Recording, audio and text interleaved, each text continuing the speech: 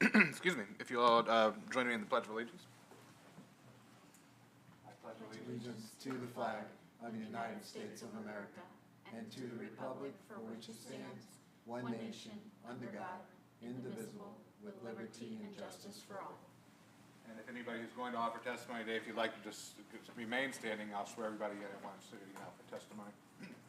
All right, anybody with you, are they offering any testimony today, or are they just here? I'm not sure if I need to. Go ahead and get sworn in. That way, if you don't need to be sworn in, you'll be sworn. If you don't have to testify, then it won't be a problem. Do you all swear from the testimony you give today is the truth, the whole truth, and nothing but the truth? Yes. Thank you. From the agenda, it looks like we have two reductions and continuation of last month's hearing, so I'll cut my introduction short.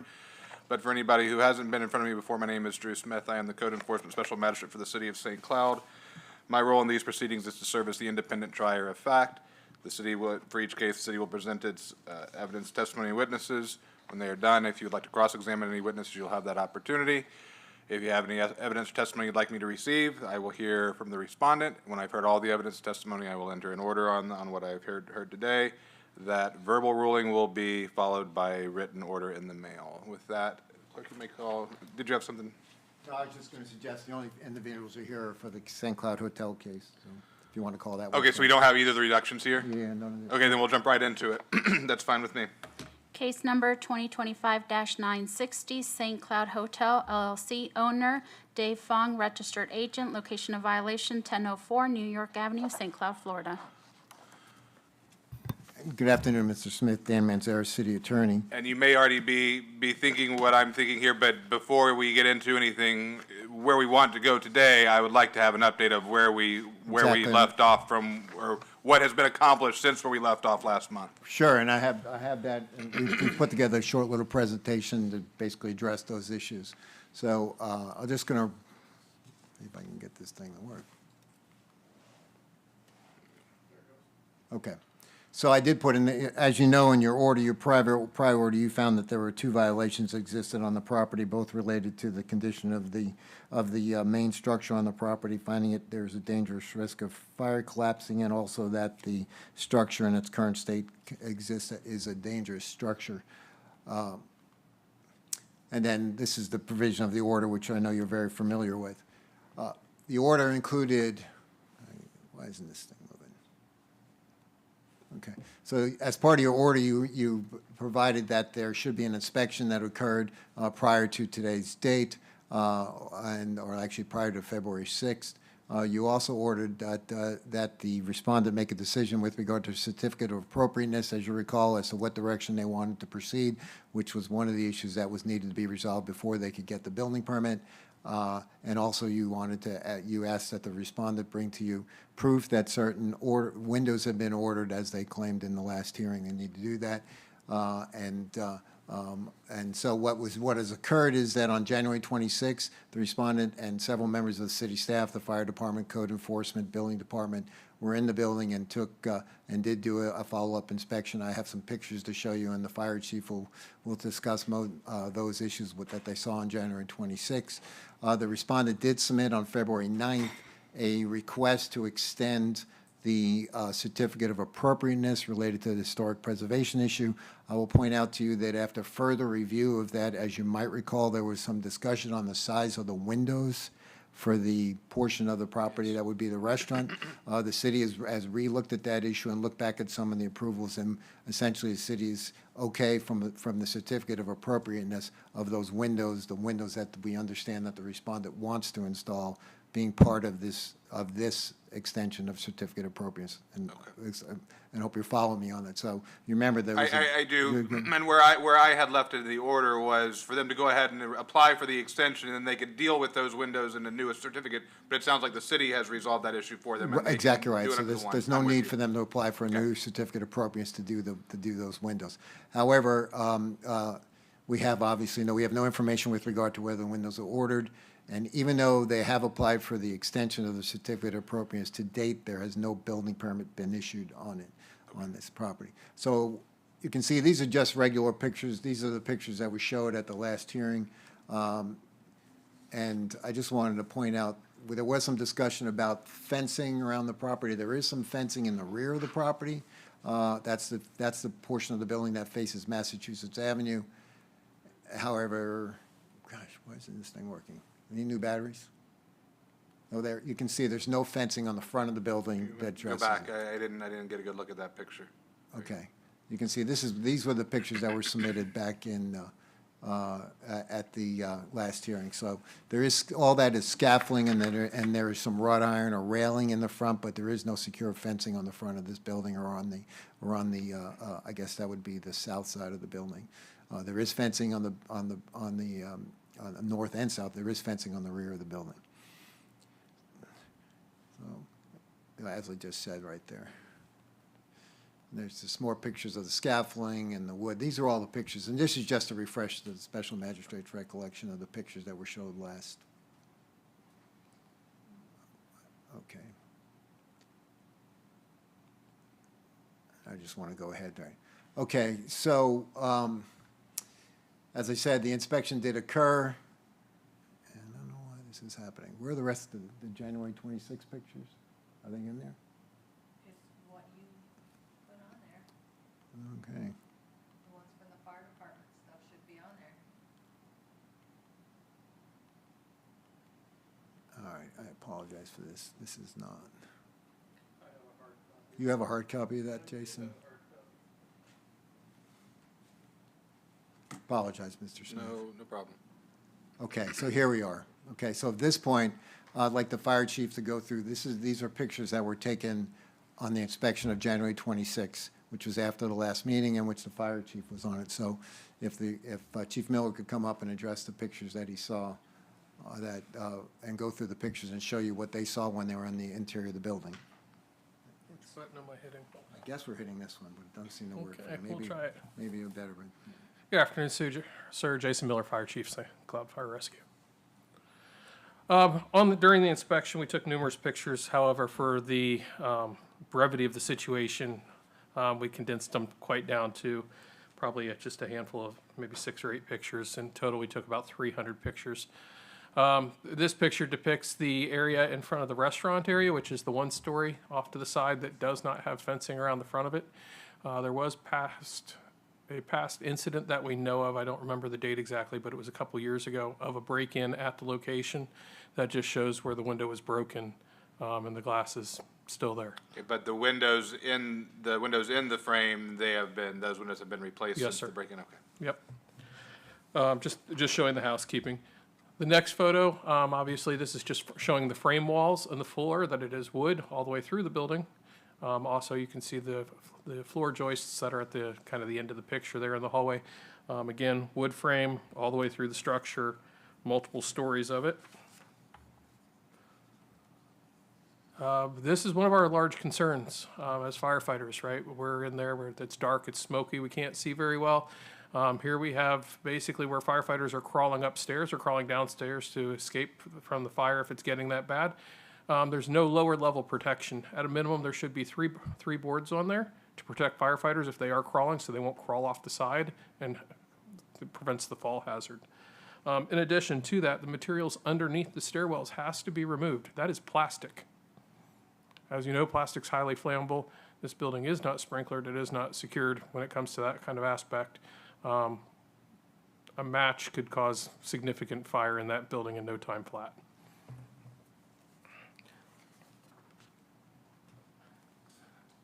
In the next picture, I apologize for my bald head being in it. However, again, this is another picture of the lower stairwell, but also this is the landing where there's no fall prevention at the landing level. So if a firefighter is up there, if it's smoky, he could literally walk right off of that and fall down to the mid-floor landing. That's what that depicts. It should also be noted that what I'm looking at there was the gusset plates. There's numerous gusset plates that are noted to be damaged and pulling out of the wood itself. So we would like a gusset plate reinspection and repair done as needed.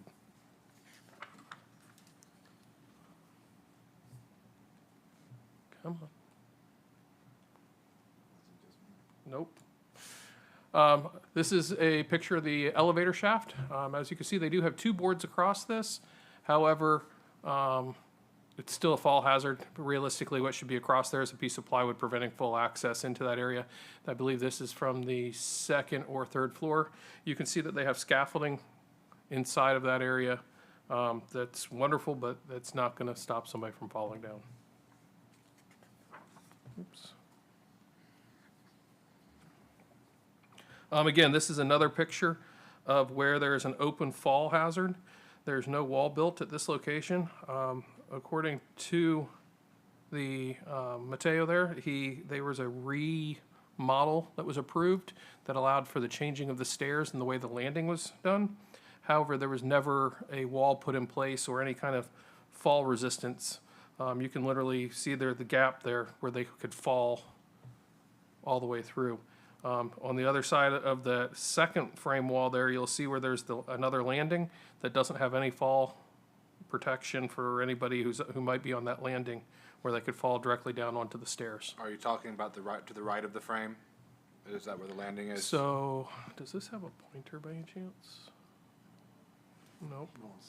Oh, good point.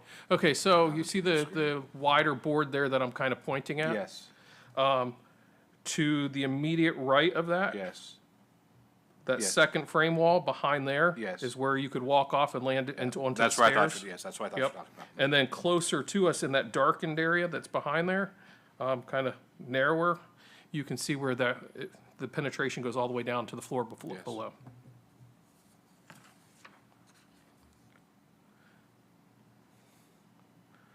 This is a picture of the first floor, again, showing that it's primarily wood frame everywhere, unprotected without a sprinkler system. As you can kind of note in this picture, which you'll see better in the following picture, is the slab itself has been trench cut in numerous places. The reason that's of importance is all this rebar is sticking out. If a firefighter's in there in a hostile environment, being the building's under fire and there's smoke conditions, they're gonna get snagged, trip, fall. The hose is gonna get hung up in this. It's a huge safety hazard, and this goes the full length of the building virtually. There's multiple different cut points kind of leading off of each other. So what we have recommendations as far as what could mitigate that in the future. Obviously, pouring the concrete back would be the best one, but we understand they have plumbing and other things that need to be in there. So we would recommend either, instead of having the rebar folded back or bent, which kind of defeats the purpose of having it in place in the future for pouring that concrete, we'd recommend during construction time until they're ready, they infill that area with dirt. At least that'll prevent the hoses potentially from snagging or our firefighters from getting snagged on that in the event of a fire.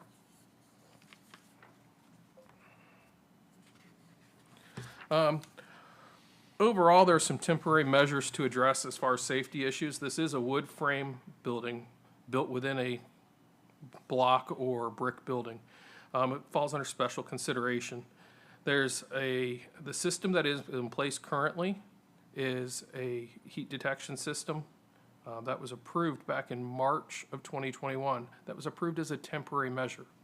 The current condition of the building leaves that as a system that is inconsequential. It will have zero effect because of the openness of the building. All the heat will go to the top. It won't trigger if there's a fire on the lower floors. Simply put, we've all seen the chimney effect, right? You start a fire in the chimney, the smoke goes up. Well, it doesn't matter if there's a detection device here. If all the smoke is free flowing to the top floor, it's going to take a long time before that heat detection system works. The fire marshal has been in contact with Mateo about some options to alleviate that concern. We're talking about either potentially a fire watch during non-business hours or some other mechanisms. Also, we're talking about in the future doing work floor by floor, because putting temporary sprinkler systems in place is very, very costly. We recognize that. We're trying to be a good partner, even though this project is drawn out for an extended period of time. We worked with them and said, you could go floor by floor, so that way you're not having to put something in, remove it, put something in, remove it, put something in, remove it. We recognize the cost on that. One of our biggest concerns is that there was a statement made that they're going to be doing work on the outside of the building first, and that could take into next year before they actually do work on the inside. that doesn't help resolve our situation as far as that goes. Additionally, the fire marshal has had correspondence with Mateo, going over some of the items that I had discussed with you. The heat detector placement will not detect heat from a fire in a timely manner. The removal of the sprinkler system years ago, which was on 3/21, was understood to be a temporary for only a few months while some beams and such were placed. However, it's been out since then. The fire extinguishers are not in service or in date. They need to be re-inspected and certified. Fire loads that were observed, meaning the plastics, overall, the condition of the site, I would say, was organized but cluttered, if that makes sense. There was multiple areas where this plastic was stored, particularly under the stairwells, which is obviously a great concern to us. On the top floor, there was a lot of trash and debris still from when the roof was worked on. These are all things that are housekeeping items that could have been addressed, but as far as the cleanliness of the building itself, I really don't have any complaints as far as that, with the exception of the lower one-story building of the restaurant. There is piles and piles and piles of old lumber, new lumber, all kinds of stuff strewn in there. The roof is in complete disrepair, including the fact that it was leaking and there was plants growing out of it when we were there for inspection. If there was a fire that started there, it would have direct access to the main portion of the building, and it would, for lack of a better term, be off to the races. We would be behind the 8 ball if that were to occur. So that needs to be addressed immediately. There's some NFPA considerations that the fire marshal reviewed with Mateo as far as the fire watch and some options there. It has to be an approved company by the fire department. They have to provide a letter providing the fire department with notice of what services they are providing. It can't just be, oh, we just hired somebody to sit there, right? That's not what we're looking for. And that's in accordance with NFPA 241. We talked about the plywood across the elevator shaft. Additionally, there needs to be no smoking signs put in place throughout the project. I apologize for him not being here today. He had a family emergency, so I'm kind of pinch hitting here. So if I'm being redundant, I apologize. So one of the other things is in FPA 241, it says a water supply for fire protection must be present, which would be the standpipe system for the upper floors, shall be made available as significant combustible materials are present.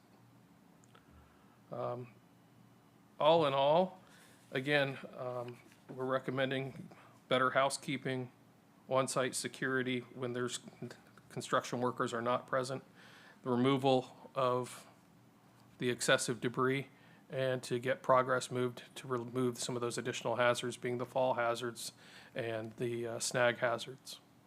So. Okay. Any questions? Not at this point.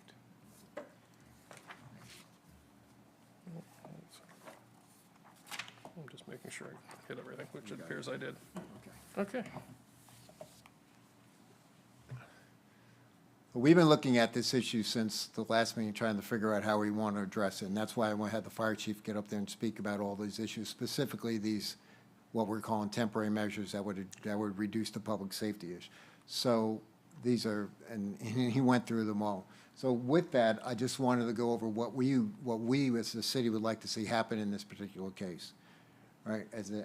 These are our would basically be that the city's recommendation as to how to handle this matter, what we'd ask the special magistrate to do. Obviously, the big issue is to get this construction back on board. One of the impediments, the issue of the building permit has been resolved. That related to the certificate of appropriateness. We feel like there are other measures that can be addressed to get the building permits issued for this project and get the project going again. The building official is here. He can talk to you about the necessity of what needs to be done to get the building permit issued from where we stand today, as we stand today. That was the question that was floating in my head. Okay, would you like him to address that right now? Now, if now's a convenient time for you, I would like to hear that, yes. Thank you. Good afternoon, Bob Deathridge, building official. The building review has been done on the plans. Fire had comments, zoning had comments, and the Historic Preservation Board had comments, which have not been addressed. Okay. So, at this point, we could not issue the permit. The comments that were made, are they comments that can be addressed by respondent alone, or things like historic preservation particularly, is it something that's going to require meetings? And I think if I could interrupt Mr. Decker, I think the city has resolved that historic preservation issue.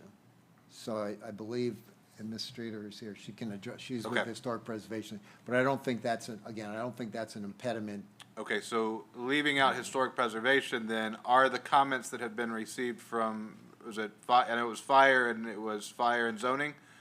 Are they comments that are in the complete control of the respondent, or are they things that need city action in addition to action by respondent?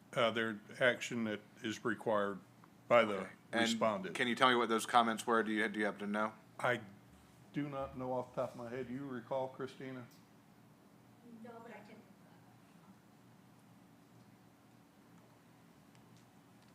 Good afternoon, Christina Soto, Deputy Building Official, or not official, but Deputy Director for Building.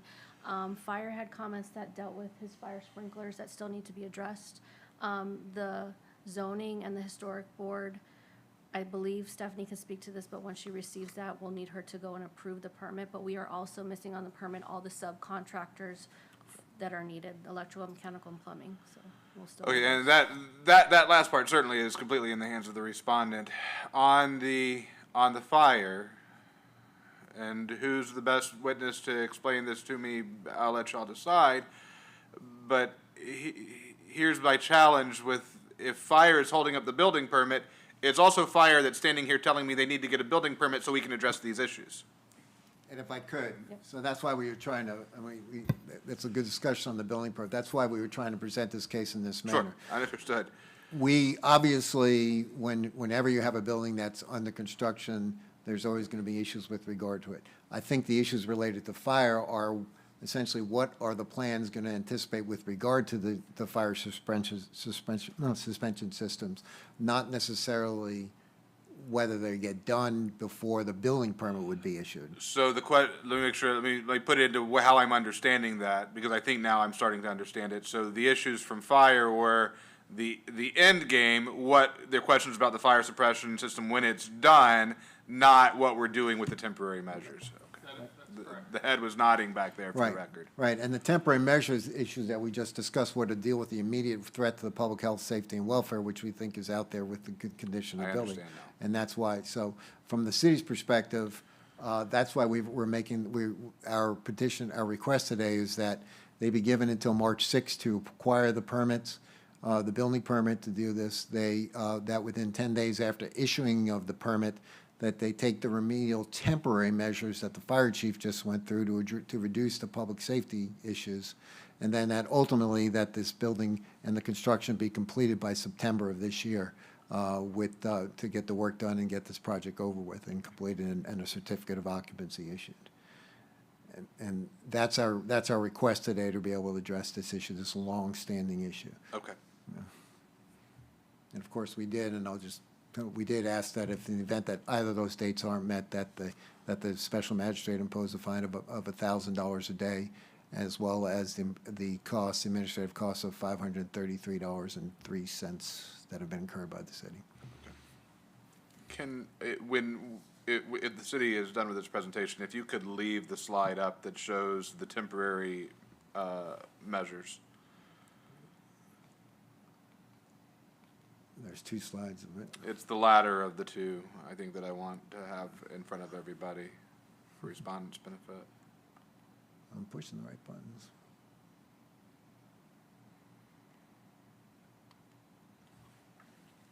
You want to try? Whoops. Uh-oh.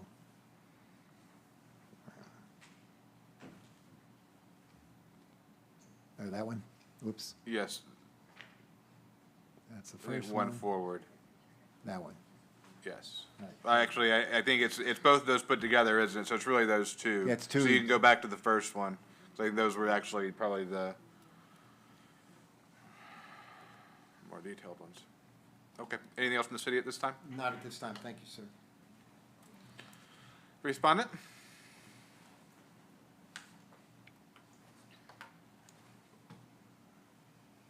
Hello, sir. And if you start off by stating your name and relationship to the property for me. Mateo Hodo, project manager for the St. Cloud Hotel. And so I don't want to jump in and take you anywhere other than where you want to begin, but hearing what I'm hearing now, it at least sounds like we were more defined on what the issues to be resolved are than we were a month ago. Yes. And I know you've been involved in these conversations, but I suspect that maybe this list, I don't know if you've seen this list before or not. You have seen this list? Yes. So as far as the temporary measures, do you have issues or concerns with any of those? Broadly, forgetting the timing for a minute and just what they're asking for to happen. The only one is the guard service and fire watch. I have cameras on the building.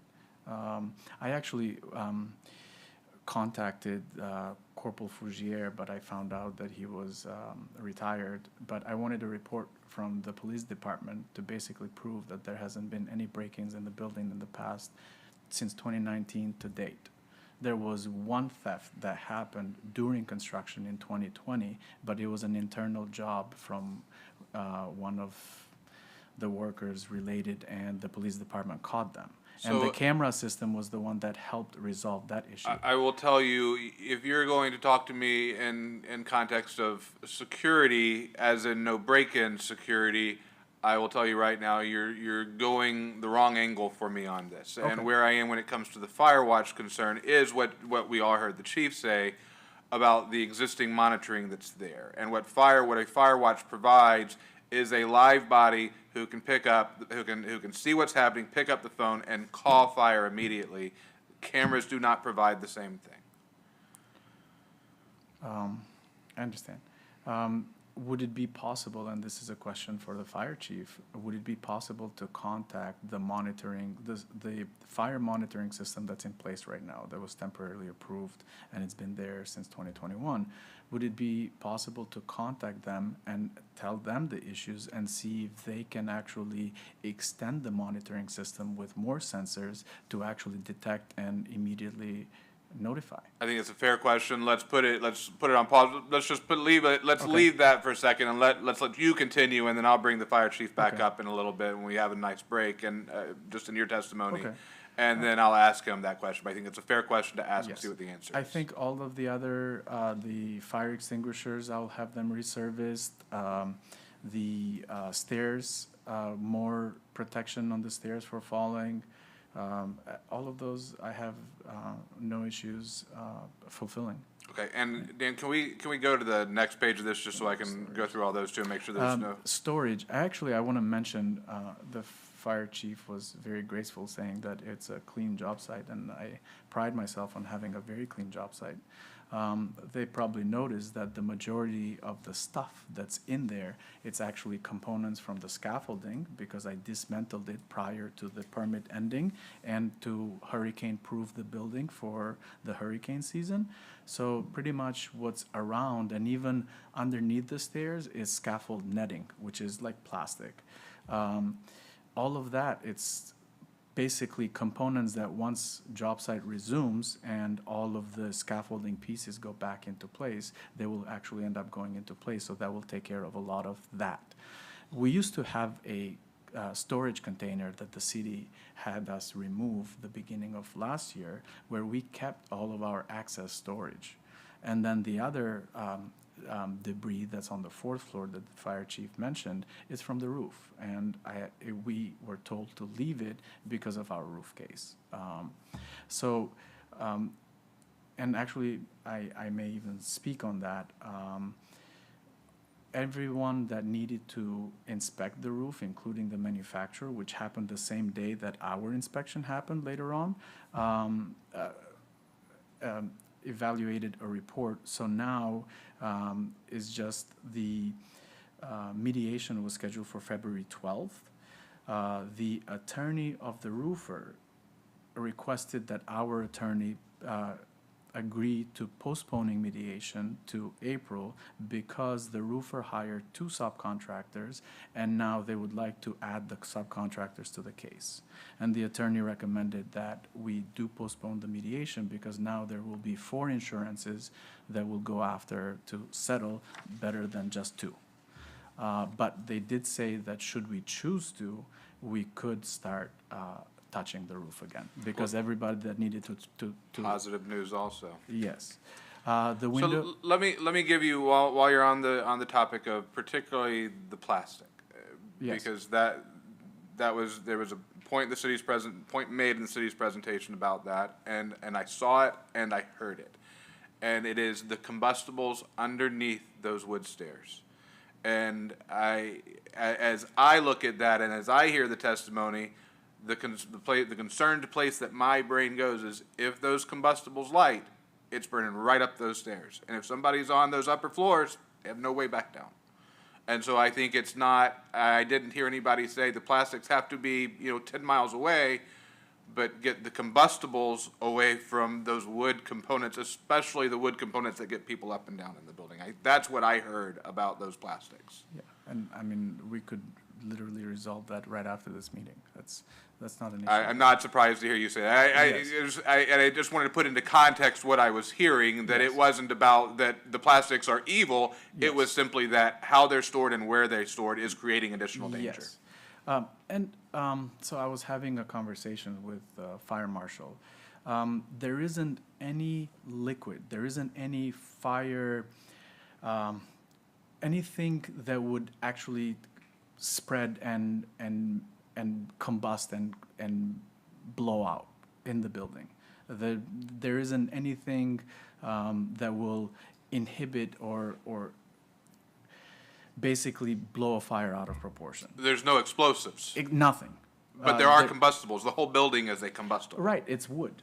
It's a wood structure, but that's. That's why I'm making that distinction. I And- hear what you're saying. There are no explosives in the building, but the whole building itself is a combustible. Correct, but then the other question remains on how the fire would start. The only way, or the highest risk that I see reasonable, it would be arson. It would be somebody literally physically going there to start a fire. Other than that, I don't see what else can actually start a fire besides that. We talked about a couple at the last meeting, lightning being one of those. And lightning causes a lot of fires in the state of Florida. It can, potentially, but it could cause that to any building.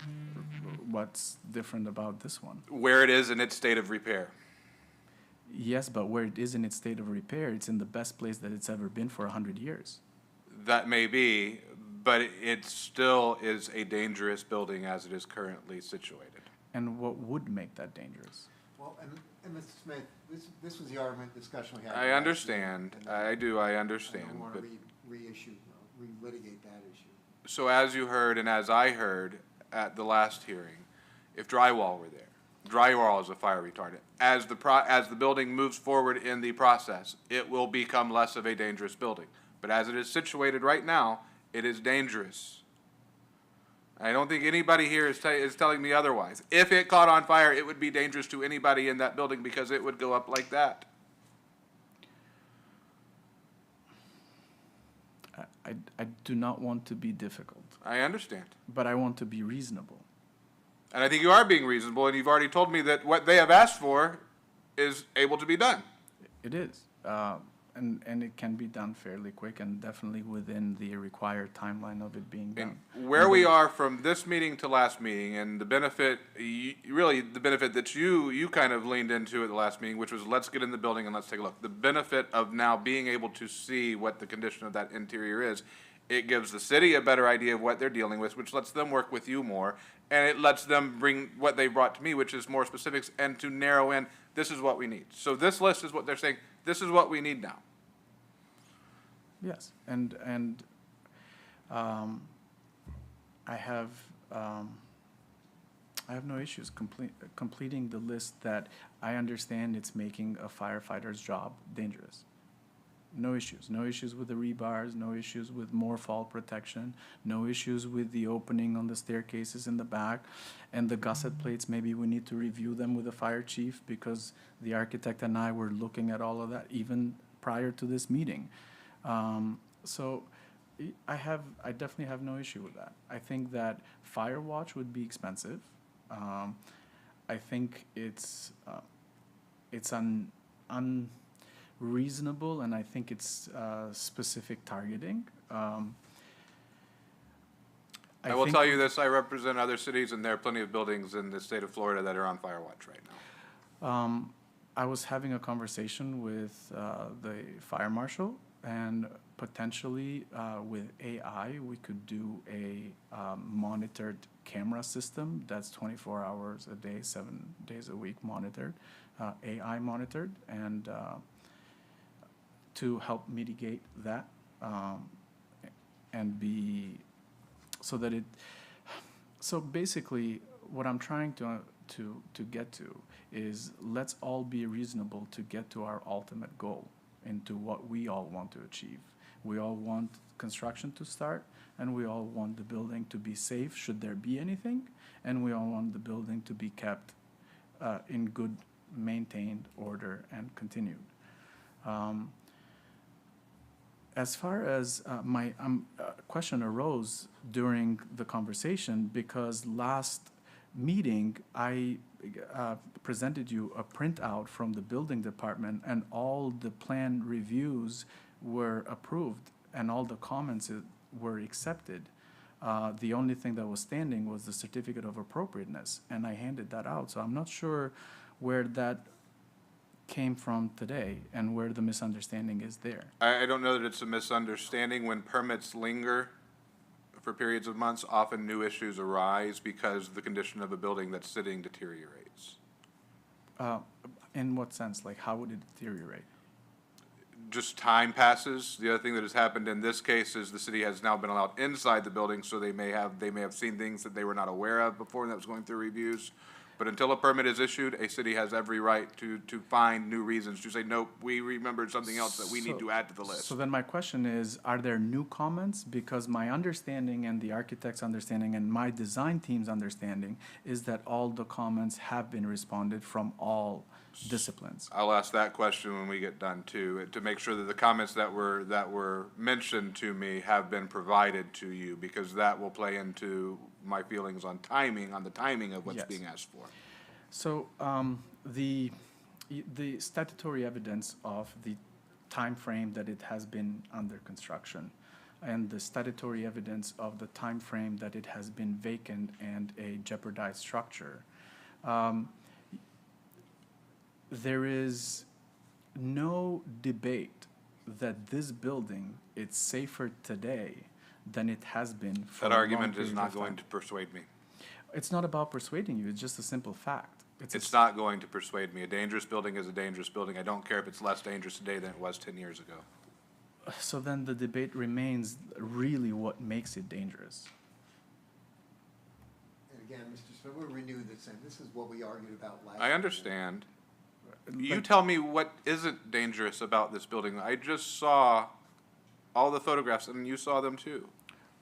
I understand. So in case of fire, the fall protection and all, and the rebars, but it's a construction site. It's under construction. It was a construction site, and then you let the building permits lapse. That could be a much further, deeper conversation, should we go down that.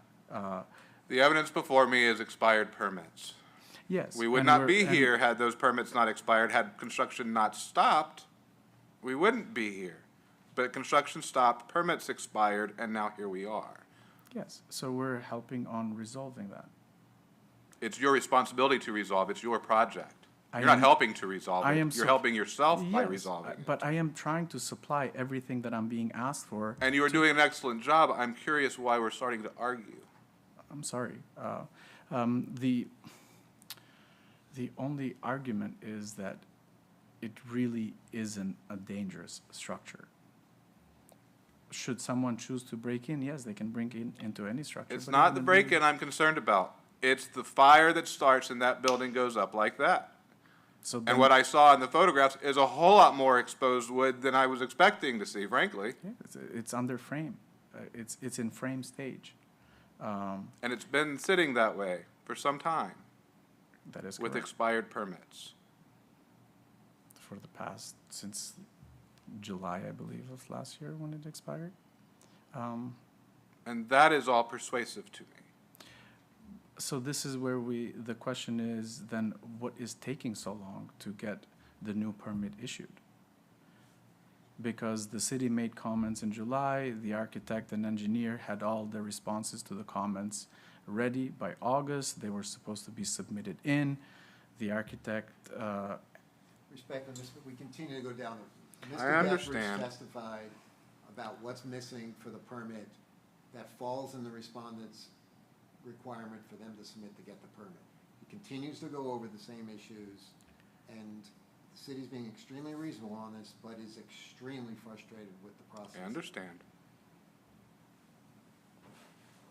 You can continue. so then maybe we need to clarify what is left on the permit that needs to be satisfied. I will ask those questions, but those questions are not the questions for me. That is between you and the city ultimately. Okay. My role here, again, is the case that's before me, which is the presentation of this building and its condition with its history and its recent history that I have found is a dangerous building. And how do we resolve that? I've been presented with temporary measure requests that seem reasonable to me. I understand your concern with cost of fire watch. We'll ask those questions, see if there are any other alternatives that might be more palatable for you. But I've also heard you say that beyond that, that these are all doable. Yeah. So I don't hear in the case that's before me, I don't hear the city being unreasonable. I see the city actually, like the attorney just said, trying to work with you. And I see you trying to work with them. So where are we not seeing each other eye to eye? I'm not sure. So this is where we need to resolve.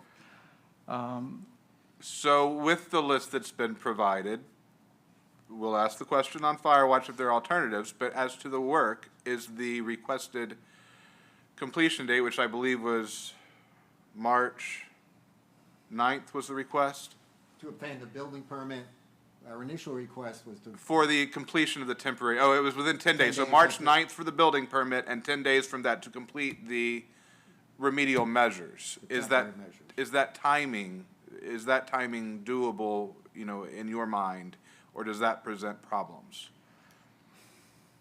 And I understand with the permit. To certain items. Actually, let's pause here and let me ask that question on what is between you and having that permit finalized. And let's get that, because that may weigh into your answer to the question I just asked you. Okay, So let thank me you.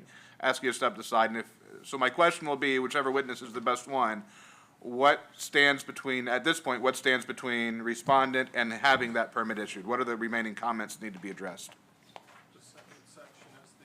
And has the respondent been provided those comments, and when was the respondent provided those comments? The respondent was provided those comments before the last meeting and again at the last meeting. And the main issue is before we can issue the permit, they need to list their subcontractors. And they have not done that. And were the zoning issues strictly related to the historic preservation? Yes. So that sounds like that has been resolved. Can I just get Fire Chief, would you mind coming up, please? So, assuming the temporary measures are put into place, and assuming that they are able to do the things that the city has asked for, does that resolve Fire's comments, or do you have other questions down the road for that? So ultimate? Fire has had numerous comments that are still, some of which are still outstanding, including that they need to certify the wall between the restaurant and the hotel as a 2-hour fire-rated wall. They still have not done that. They still have not demonstrated emergency lighting in proper locations. They have not submitted for the fire sprinkler plan, or I'm sorry, the fire detection or the sprinkler plan are required to be on separate permits. They have not submitted any of that. And we also have noted from the very beginning that a BDA test will need to be completed. This was provided to them on December 15th, 2025. In addition, if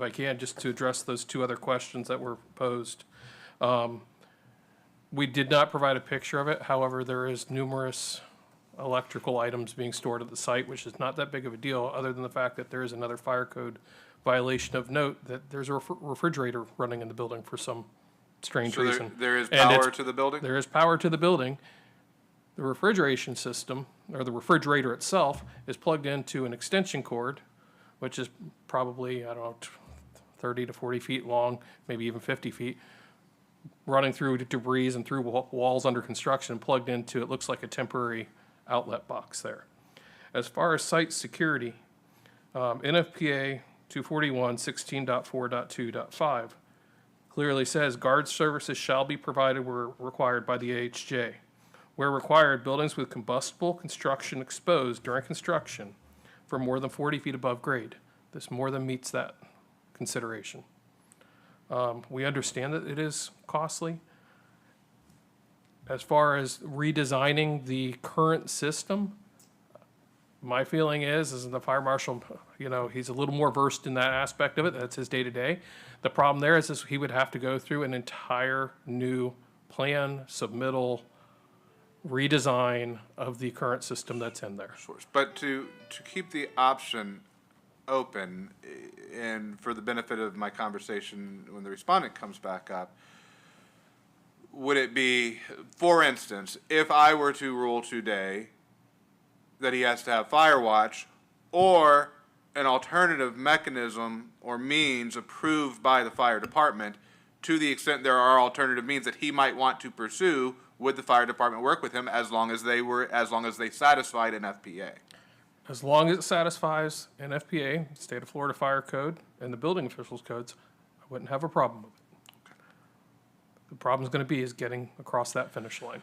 Understood, and it's I the, don't it's the think- tough spot that every respondent is in, is, you know, what ends up being more expensive at the end of the day, because that could turn out to be more expensive than Firewatch. On the Firewatch issue, so once permits are issued, once construction becomes active again, does that change the Firewatch requirement at all? Not until some of those areas are covered up.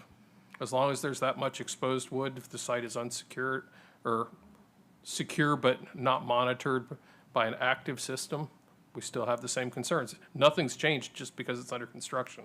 It doesn't change until those building elements are starting to be covered and protected, as you had So once you mentioned have the earlier. fire protection, it's not until the fire protection and the Firewatch requirement could go away. And that's why Correct. one of the temporary measures is required weekly fire inspections, so that we can see the progress of all that. And then ultimately, maybe the fire watch does go away.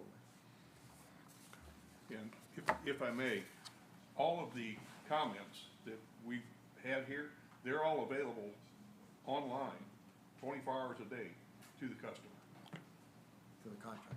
to the contractor, yes.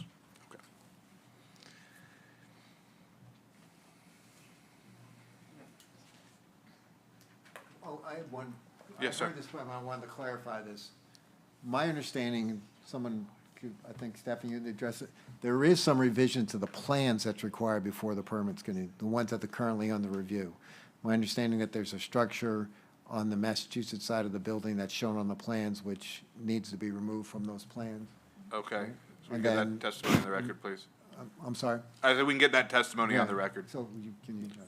Stephanie Streeter, Principal Planner with Community Development. Yes, so before our historic preservation review can be approved, they do need to amend their plans to be in line with what got approved that they extended. So we did receive their extension request for the April 2022 approval, but it needs to be in line with that. There's a one-story addition to the rear of the building on the Massachusetts side that needs to be removed from those plans. If they remove that from the plans, I can approve them. Okay. Thank you. One-story building that's, Stephanie, yes? Would you mind just repeating it? You'll say it better than I will try to repeat Yes. it. So the one-story structure, I believe on their plans, it's noted as the new lounge, which is to the rear of the hotel on the Massachusetts side, would need to be removed from the plans because it has not been captured in any of the certificate of appropriatenesses. Thank you.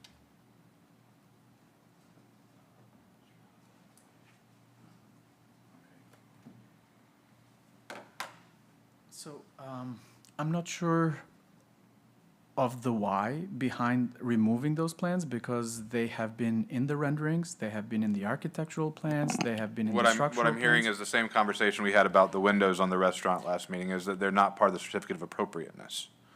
But they, Your building plans for your building permit have to conform to the approved certificate of appropriateness. so the certificate of appropriateness that I'm regarding in 2019, April of 2022, has all of that covered. It's actually in the rendering. It's within the certificate of appropriateness. And the whole thesis behind all of the measurements is the unification of the entire structure, including the restaurant and the additions in the back. So if they're in the structural plans, in the architectural plans, in the renderings, were they never considered? Were they submitted as part of your certificate of It was, appropriateness it's a whole application? package. It's everything together. And it was submitted to the city since 2022, and again on our major plan revision in 2023. And then again on our new application for a new permit. It's always been in the plans. That's a reconstruction of an existing part of the structure that used to be there, that it was in such bad condition that it wasn't original to the structure, kind of like the restaurant, that it wasn't worth saving, so it got demolished, approved for demolition, and it's being rebuilt. And it's being rebuilt to the new design, including the restaurant. And the restaurant design has changed. And all the arguments and the thesis behind that has been explained over and over. So Let me pause you. Can the city, just on this point, on the certificate of appropriateness, the one-story building on the first floor, is there a response to what the respondent just? Yeah, and I think, if I may, I think the respondent is having a complete, has a lot of difficulty understanding the difference between a building department review of its plans and its project and the requirements of the historic preservation ordinance, which applies to this building. Understood. Not the federal one, but the city ordinance. And ultimately, those are issues that are not for me to decide, but they do play into the timing of everything, which is why I want to have a handle on them. So for Historic Preservation Board, our motions are very specific, and when you look at the scope of work that was approved with that April 19th, 2022 approval, it did not include a one-story structure. That was never a part of the application. Whether it's in the renderings, they did not approve renderings. They approved a specific scope of work. The one-story building was never included in the scope of work. Okay, I understand. Thank you. Do you understand what that distinction is? I understand, but why would that never be brought up? Because you made the application. The city didn't Do you make the remember? application. Do you remember we had the and I'm Yes, but I'm starting to lose patience again. So you remember we had the conversation at the last meeting. Yes. Judge Sloop, pro se respondent or pro se litigant would appear before him and say, "But I'm sorry, Your Honor, I don't have an attorney." And he would say, "You are the project manager. It is not the city's job to hold your hand through the process. It's your job to understand the process, and you drive your own truck." I understand. I fully understand. Then don't stand there and tell me, why didn't the city fix this for me? Why didn't they catch this for me? It Because- was your job. I understand, sir. All I'm saying is that that part of the project had never considered or had never gained any historic significance. The restaurant, I was told afterwards that it gained separate historic significance to the structure. We're redoing the entire structure. That portion of the structure, that addition that was there, it never gained any historic significance. It was never brought into any sort of conversation as it had gained historic significance. It was an addition that was done at some point, very poorly done, including the restaurant. And the fire chief himself at the meeting, at the site inspection, noticed how the structure of the restaurant is completely pulling away from the existing structure of the main building. So my whole presentation for historic preservation, it's the entire package. Everything that's attached to that building will be properly attached structurally, architecturally, and all aspects. But I've heard So I've if- heard about as much on the historic preservation as is going to be relevant to me today. Understand, two different spheres. In every city I work in that has historic preservation, these are challenging, especially when we wind up in front of code enforcement for this exact issue. Things that building department looks at are not the same things that historic preservation looks at. They are tangential, yes, but completely different perspectives.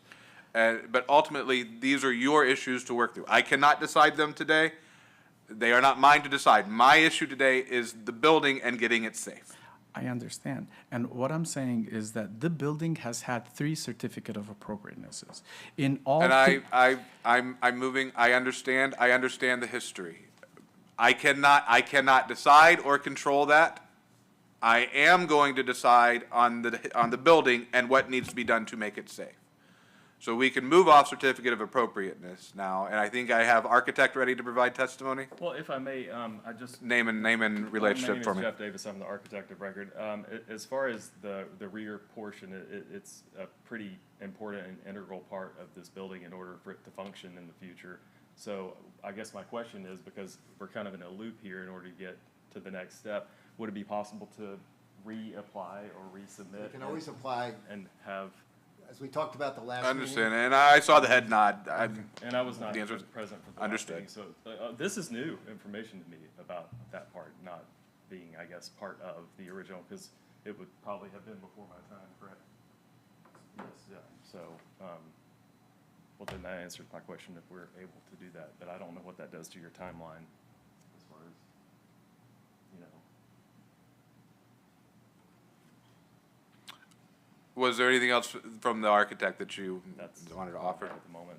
Did you want to comment on the fire comments? And as far as the fire comment, the 2-hour, that is new information to me. I did not see that when the comments came in before, but I think we can easily take care of that as far as the calculated assembly. The thickness of the masonry walls, more than enough to make sure that that's a 2-hour wall. So I think we're clear and good on that part. Okay. Let me ask you to pause. I'm going to get building official. I have a question for building official. If I could. So, with a mindset of trying to get active permits, active construction moving again, would it be possible to carve out,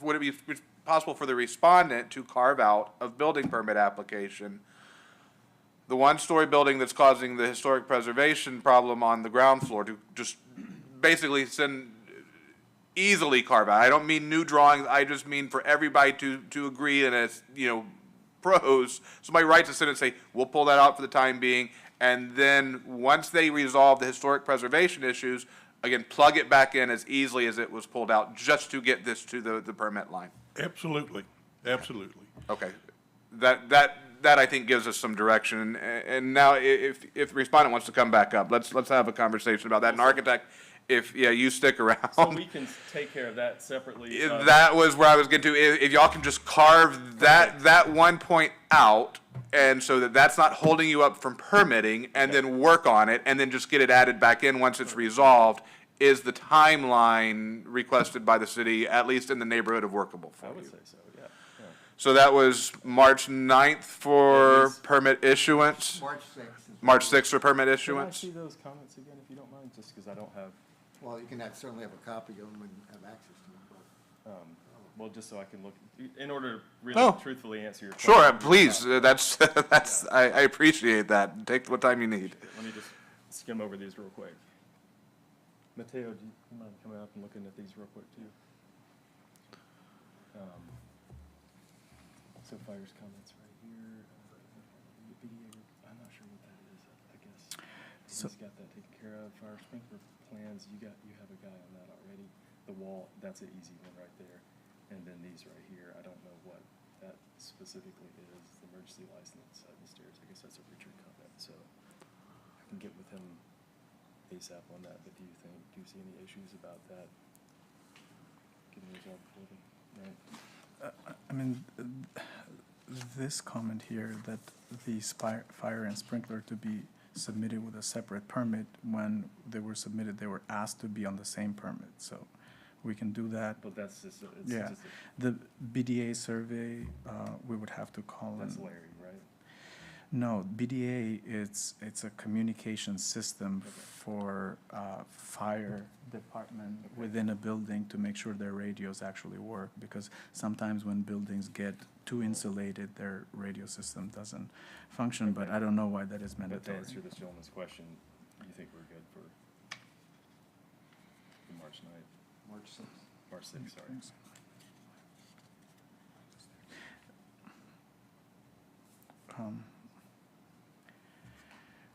I'm not sure. I would have to contact, I would have to find a BDA surveyor and see. But the BDA survey, and maybe the fire chief can help with this. Excuse These me. are all issues that should have been done when. I understand, Well, but here we but are, they so. But it's a, I'm glad Mr. see, Davis is finally seeing this. 'Cause he looks at no, this because since some of this these morning. are unreasonable issues that keep getting The brought code, up. sir. It's the code. They keep getting brought up for unreasonable issues. The BDA, are you familiar? I with- am. Okay. Usually, the BDA survey, it's done after the building is insulated and sheetrocked. If we do a BDA survey now, it most likely will pass because there isn't enough penetration in the walls. The BDA survey usually gets done when the building is almost encapsulated to make sure that the radio frequency will travel through. So this is a conversation that we've had with the fire marshal prior. It's something that we want to do before we sheetrock the building. So if we do need to add it, we can wire it in. But if we do it now, it's not going to be the same as if it's done when the building is finished, because of the frequency that it will be intercepted from all the finishing Okay, products. let me ask the fire chief that question. Just, don't go far, just, if you Yeah. just give it, go feet to the side. Any wiggle room on that, chief? Well, I'm a little confused by the rationale. He's saying that it needs to be done when the building's closer to being done, but then he wants to wire it ahead of time. In my opinion, they're not that expensive. I would go ahead and do it now, because I'd be willing to bet money that as thick as those walls are on that building, it's gonna need a BDA. Just through experience, the walls in that building are, in some places, probably 2 feet thick. They're particularly in the restaurant area. Hence the 2 hour. Right, I mean, you're talking, the radio signals don't typically broadcast through that. If he waits until the drywall's up, there is a good possibility he's gonna have to rip drywall down to reinstall the wiring for the BDA system. I don't understand, he kind of went back and forth there. In my experience, it's been particularly with very old construction and new construction, that BDA systems are needed. It's just the reality of today's building products. Okay, and I think where the respondent was coming from is if they do it now and they get not needed, once they put in more, then they would have to do it again to see. I would do the test now because the test is not that expensive. I meant I was going to do it prior to sheetrock. No, I understood what you meant, and I also understand where the chief is coming from, though, and I Yes. think that there's a fire is seeing this as a high likelihood that you're gonna need a BDA system no matter what. Okay, you're good. We can get with me separately on that.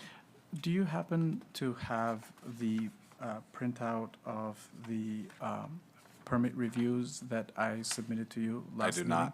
You do not? Do you have it, Claudia? I by do not chance? know No. if I have a Okay. It does because. Yes, but again, when, I am only concerned today with what gets us moving forward. I'm not particularly concerned with who said what when in the past. And I'm hearing very clearly, I'm seeing you working very, very well with the city to determine what needs to be done. I'm hearing resolutions, so I am not concerned with who said what to whom about what in the past right now. Okay. Right.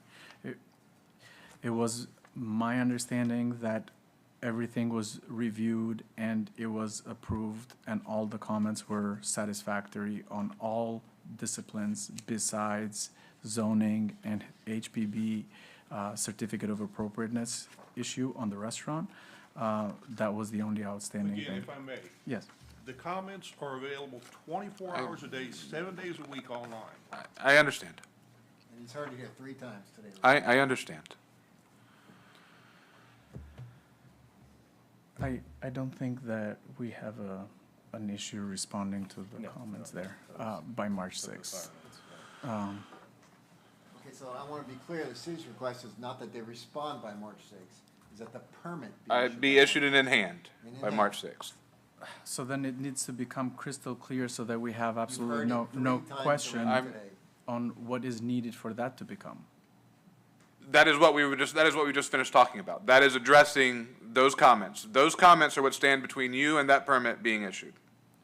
Only on the fire and sprinkler, as a separate permit. Whatever the comments are, sir.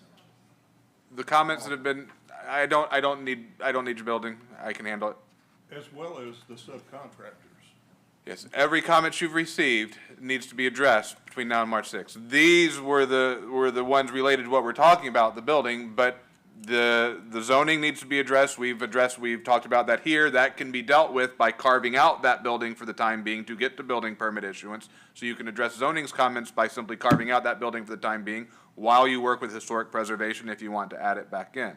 And the other would be the other comments from building, which are the list of subcontractors. So the ones that we've talked about are the ones that I would foresee if there was anything to cause you problems with March 6th. We've talked about those. The rest sound like pretty standard, we just need more information from you type comments.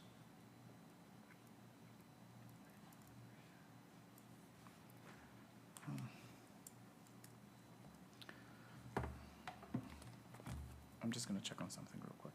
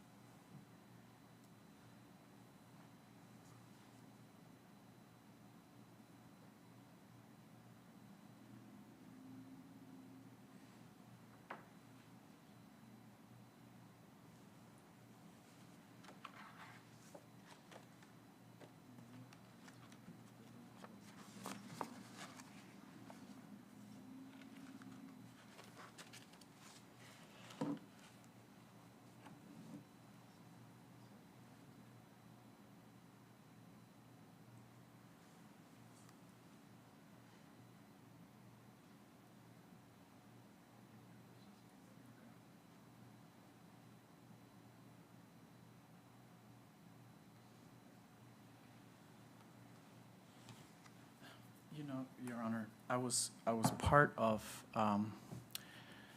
the HPB presentation in 2019. I was part of the HPB presentation in April of '22 and June of '22 as well.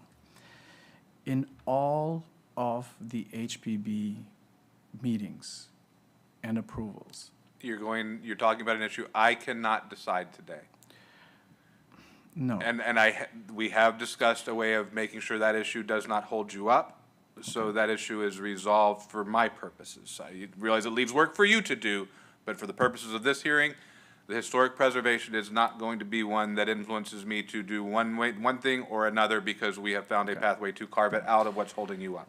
On our end, supplying a list of the subcontractors and supplying the comments to the fire department for fire, it seems is the only one left. It shouldn't be an issue to do that by March 6th. Okay? Yes, so should be. So good with that. moving on down the list then, the next requested timeframe would be within 10 days of that permit being issued. Keep in mind that the way that is phrased means if that permit were issued on March 1st, 10 days would be March 10th. So that is a moving target. It doesn't necessarily mean March 16th. It could be, but it depends on what day that permit is actually issued. Having those remedial measures in place, is that feasible for you? We need to go back to the remedial. Sure, can we go back to those two slides?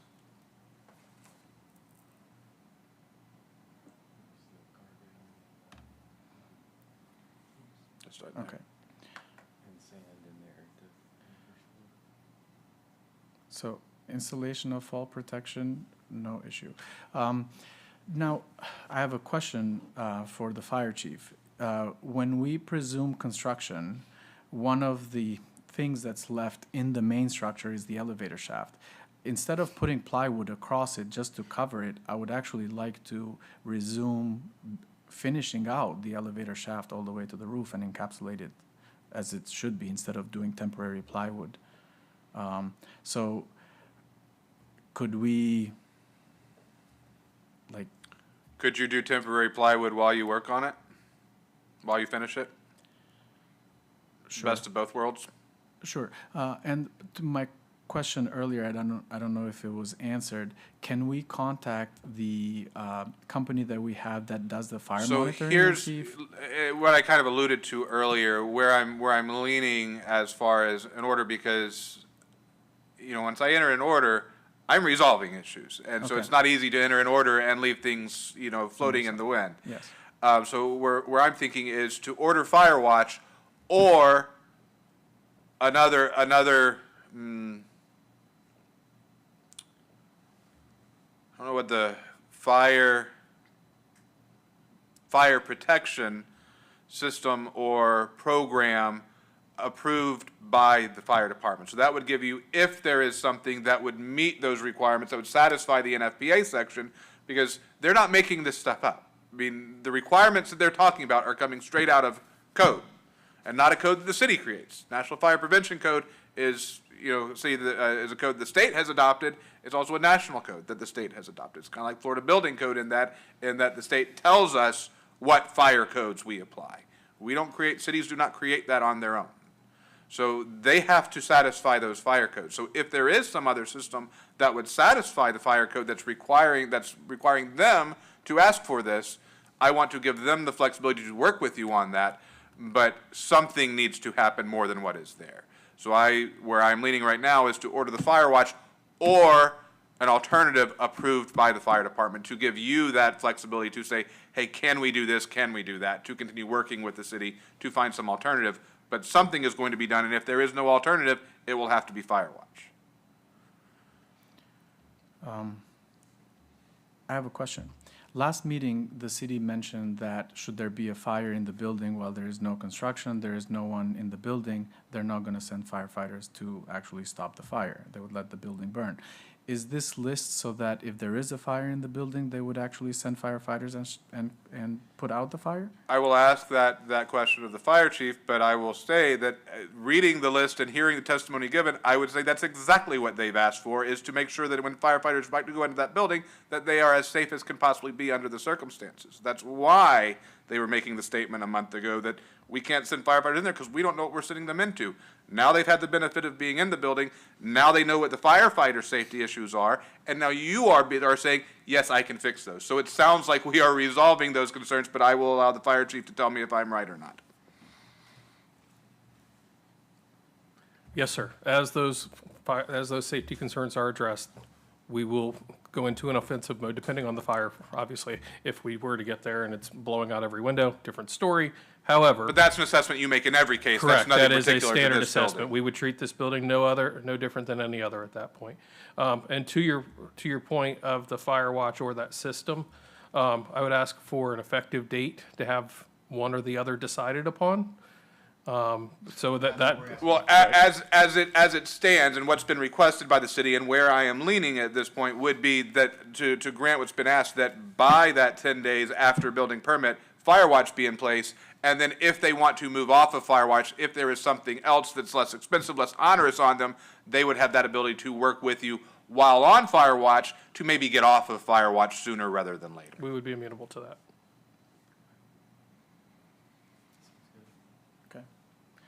Okay. Water supply for fire protection. Can we elaborate what that would mean?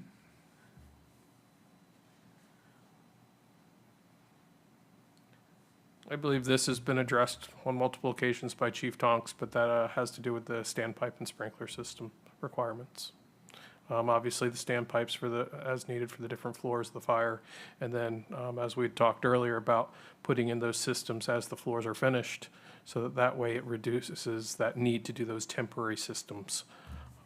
I think that this is, And really as I understand this request, the water supply for fire protection, that has more to do, it has to do with the absence of the sprinkler system. But so really what this means is the standpipe floor by floor, so that if there were a firefighter on that floor, they have a way of getting water to put out a fire. absolutely, yep. That's what we're looking for. There's no backflow, there's nothing on the outside of the building either as far as for fire suppression. Everything is out, so. And with this one, to the last question that respondent asked, I mean, this one sounds like to me something that's also in your best interest to do for the reason that you raised, that if firefighters go into that building to put out a fire, we all want them to have the water to do so. Yes, and it's designed that way for the fire sprinkler system of the entire building, and as per floor, it will be But built like that. until the sprinkler, and what they're saying, until the sprinkler system is online, they need a way of getting water. That's what that bullet point is about. So then, do we install a temporary standpipe outside where the main water supply is for now, and then, If that gets water to each floor, then I believe that would work, yes. I mean, that wouldn't get water to each floor unless we pipe to each floor. Yes.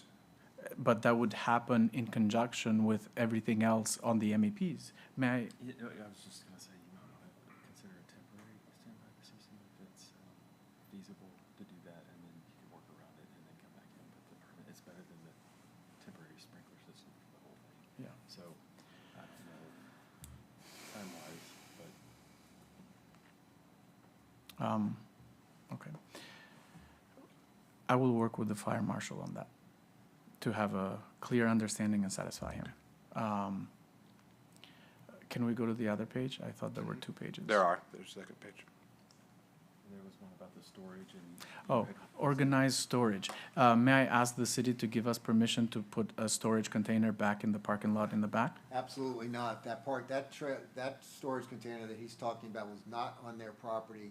It was on actual city property that they don't have control, and it blocked the access way to the alley piece. So they're gonna have to figure out other storage capacity. Okay. I mean, The city gave you permission at one yes, point. the Never city. did. City never. the Under, city never I officially understand the did. issue. So Took the permission. question was asked and the answer was no. But the combustibles are gonna have to be stored in a way to not increase the fire risk. Okay. How are we going to get to an end goal together, all together? Should we, That's not a question I can answer, and it's not my job to answer it. I am the trier of fact. I understand, I'm but, not a politician. So could I ask the city a question as far as if they kept the alleyway clear, and you would want to, there's no alternative as to being able to use a portion of that for a storage trailer or some kind of, I mean, you should understand this. You have a construction project, you have a building permit. The entirety of your construction project needs to be within the boundaries of your property. You can't extend beyond it without permission from owners. You can't block the right-of-way, you can't block public access. and I'm asking permission to see if we can. No, the city's not gonna do that. The city has worked with this project for almost a decade now. And for this gentleman to insinuate that the city's not working with is frankly, just insulting to the city. And we have worked very hard to try to get them to get to get this thing moving forward and get a conclusion. And the community is at their wits' end about this project, which is why we are being as aggressive as we are. So we cannot provide any further assistance. You're gonna have to figure it out on your own. it seems like the community is actually not frustrated with us. Again, you're and- both sides at this point are talking but about here's the- matters that are gonna be irrelevant to my decision. Yes, but with respect, the comment, no, I think that the city is just as responsible for all of the delays in this process. And those are all things that I have the joy of not having to participate in because I am here on getting the building safe. How that happens, I won't be here for. I enter the ruling. Try the facts. Well, I'm offering a solution that would satisfy the fire chief's concern on the restaurant with all the wood that's there. all of tidying up the inside of the structure. And you're more have than free to everything- pursue that offer with the city after we leave here, but I will enter a ruling today that says that that has to be neat and orderly and stored so that there are not increased combustibles creating fire risks inside. So how you get to what I order is between you and the city, or between you and your contractors. But I am not going to mediate that dispute. That is not my role. That is not what I'm hired to do. I am here to try facts.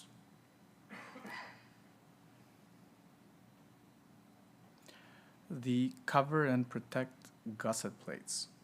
Can the fire chief elaborate on that? Is that specific to that staircase and that particular truss that's on the staircase that he mentioned earlier? Because it's a little.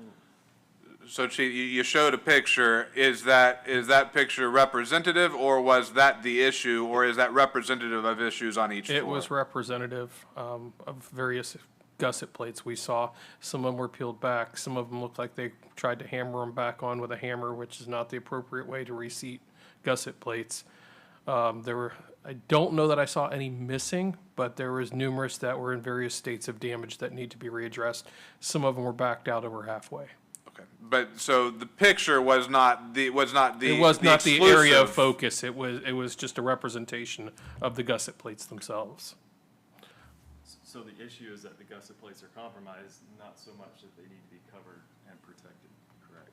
Well, it's kind of both, because you have to get them covered and protected eventually with drywall to protect them. Ultimately, but in context to of prior this to doing being that, they need to be temporary repaired. measures, do they need to cover them now, or do they just need to I need them repaired. repair? So that bullet point, probably we could, for purposes of what we're doing right now, that would be better to state as repair gusset plates.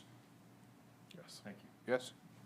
Then we would need to have another inspection and go through which ones need repair, so that we understand which ones need repair. I'm going to ask you a question. Yes. Why is it the city's job to tell you how to repair the building that you are the project manager for? Because I did not notice and I do not see any issues with the gusset plates, and I need to be made aware that there are. Because if I'm not noticing that, and the architect didn't notice them either, and we walked the entire building, so then if they So, saw something that we didn't see. This is an we- easy enough issue to resolve. I will ask you to keep in mind what I just said as you move through this project. Because there are many projects in the city that the city will arrive at when permits are called, or when inspections are called in. They'll inspect. If there's an issue, they'll leave the punch list. Those issues will get addressed. But the contractors do not say, hold my hand while I do this. And I'm sorry, I do not mean to offend, but I have heard a lot of hold my hand in the last two hearings.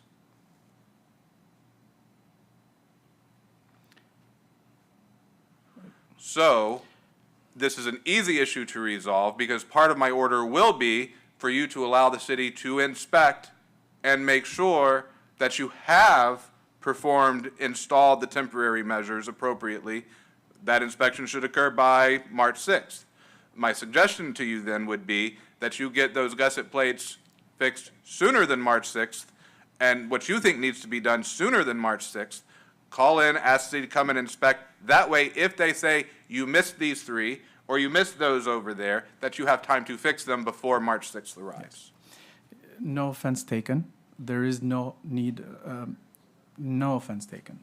But it's not about a holding hand as much as it's a matter of the city making issues and changing things around on any matter, just like the HPV and the certificate of appropriateness. These are things that are coming up out of nowhere, and they're not being brought up at the time that they really should be brought up. This is what I'm trying to get to. It's not about holding my hand. It's about me being clear so that things don't change and then become unclear. Mr. Smith, the only comment as to your last comment we'd have is that we believe the repair of those gussets will require a building permit.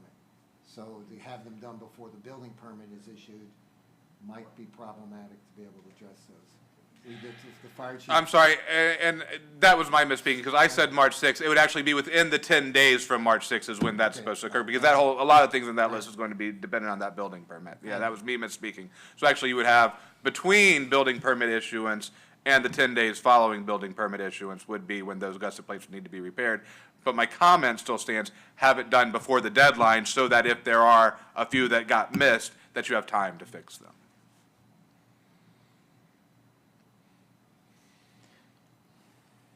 You know,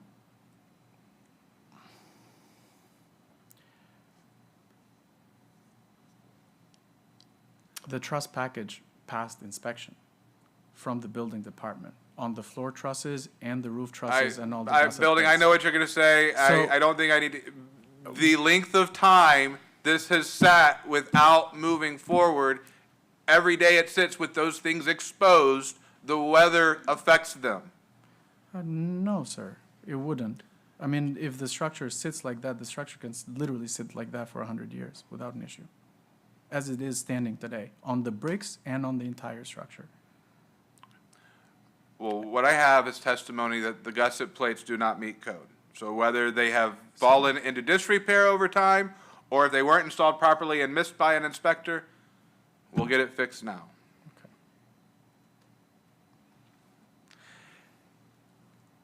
Was there anything else? I sincerely appreciate what you've brought today. My reaction tends to be to the buts, because you'll say, yes, I'll do it, but then you want to tell me why you're not happy about it. I take no offense to that either. But It just simply is what it is. it is. And from I all do aspects, appreciate and I understand all aspects as well. working for it, because again, my concern is getting to a safe building. And it sounds like we're well on the way there. Was there anything else that either of you wanted to bring to my attention? I don't believe, do you need to see the other sheet of that? This is the second page of it. Installed functioning standpipe. My understanding from the conversation that we had with the fire marshal on the phone is as it's an ongoing build. But my understanding from the city's perspective on this entirety of this is to get the outside shell complete and looking presentable to the community, and that was the prior focus. That may be, again, back to my comment, I am not a politician. Okay. That may be the political rumbling in the city. That's not my concern here. My concern is the safety of that building. So my concern is the insides of that building, the guts of the building. Yes, and I keep repeating myself because that building is safer today than it has been for decades in this community from all aspects. And this is really starting to sound very not nice, because we're doing above and beyond to put a product for this community that it will not turn into blight again. And it has been blood, sweat, tears, and soul into all aspects of this. And everybody in this room knows this. Absolutely not. Yes, it has. And we have gone above and beyond to make sure that we do a good product, a product that will sustain the amount of time needed in order for this community to really develop properly. But the city keeps making decisions that are not really working and functioning properly for this entire community. And the community knows that. And I can actually run a petition on the entire community. You're speaking politics now, and that's just But that's what simply not drives. Unfortunately, that's what drives. I'm here. That's not what I do. That's not my role. I understand. You don't talk politics to a judge because judges are apolitical, at least in theory. But it's politics that brought us here to begin with. No, it's It's okay. I know why we're here. I don't need anybody to explain to me what we're here on. I understand the case. If I may add, I believe one of the very first points that was brought up in the very beginning was the window order, which you do have. I was proof. hoping to get to that at some point. It was on my list. So that would take, well, I guess what I'm going with that is, that would take care of the outside to a point, to where That's a everyone's simple happy. question. Do you But have then proof the- that you ordered the windows? I do. Well, I wasn't finished, but Can we then see the the proof real, that you ordered the windows? Yes. the real issue Now? is then inside for fire. Is, right? So, It's that list. No, they're confusing the way the city has presented this case. And I want to make sure that this is clear. The measures that are on the screen are to deal with the immediate public health, safety, welfare issue that exists in that building. They are not designed for anything other than that. They are not designed, they are temporary measures to deal with that. The request that the city is asking for now is to get the building permit issued, to move this project forward, and then to complete the construction of this project, right? That's what we're asking for, because the problem started because the building permit was expired, right? These measures we've offered as a way to protect the building and protect the public, and to give them an opportunity to allow for the construction to pursue, to deal with it. They are not the resolution of the major problem with that building. They are a temporary fix to be able to address that. We certainly would also like to see the proof that they ordered the windows, because frankly, I personally, by the owner of the building, was promised almost 2 years ago that was told 2 years ago that those windows were ordered. So I'm not gonna testify about it, because that's not my role today. But I certainly would like to see it, to see if they've complied with the special magistrate order from last month. We have, and you. Well, can we see them, please? Yes, 1 second. Now. If everybody please, just address me moving Yes. forward in the hearing. Yes, you requested that the windows for the first floor be ordered, and I told you that I would make sure that all floors would be ordered, and I ordered all of them. And I have a receipt that 50% deposit has been made. I have an ETA of 5/27 for their arrival, and the 50% deposit is upon arrival. And do you have a copy of that receipt? That Yes, you I do. I have it via email. Can I email it, or can I show it to you? Because I forgot to print it prior to our meeting. If you will email it to the clerk, if you can email it to the clerk first, and then you can show it to me. That way I'm sure the city has the record. And if you wouldn't mind. And then you can click on the quote, and it shows. Here's my email address. So tell me where you want me to click. Right here. So that's the order, those are all the specs of the windows, and at the bottom, it will tell you that down payment has been made, and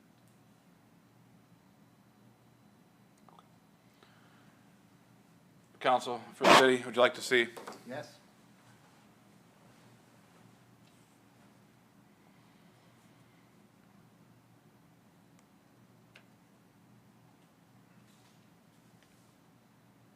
so that's first, second, and third floor of the main structure.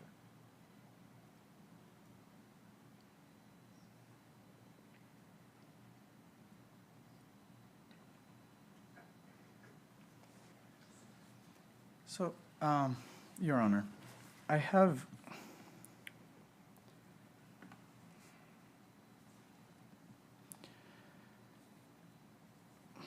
Can I email this afterwards?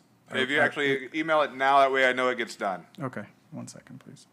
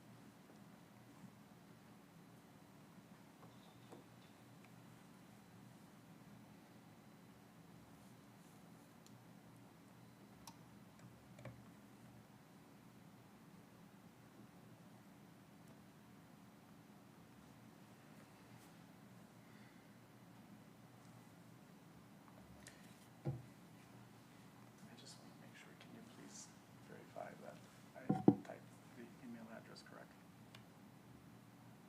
Yes. Thank you. Okay, I sent. Thank you.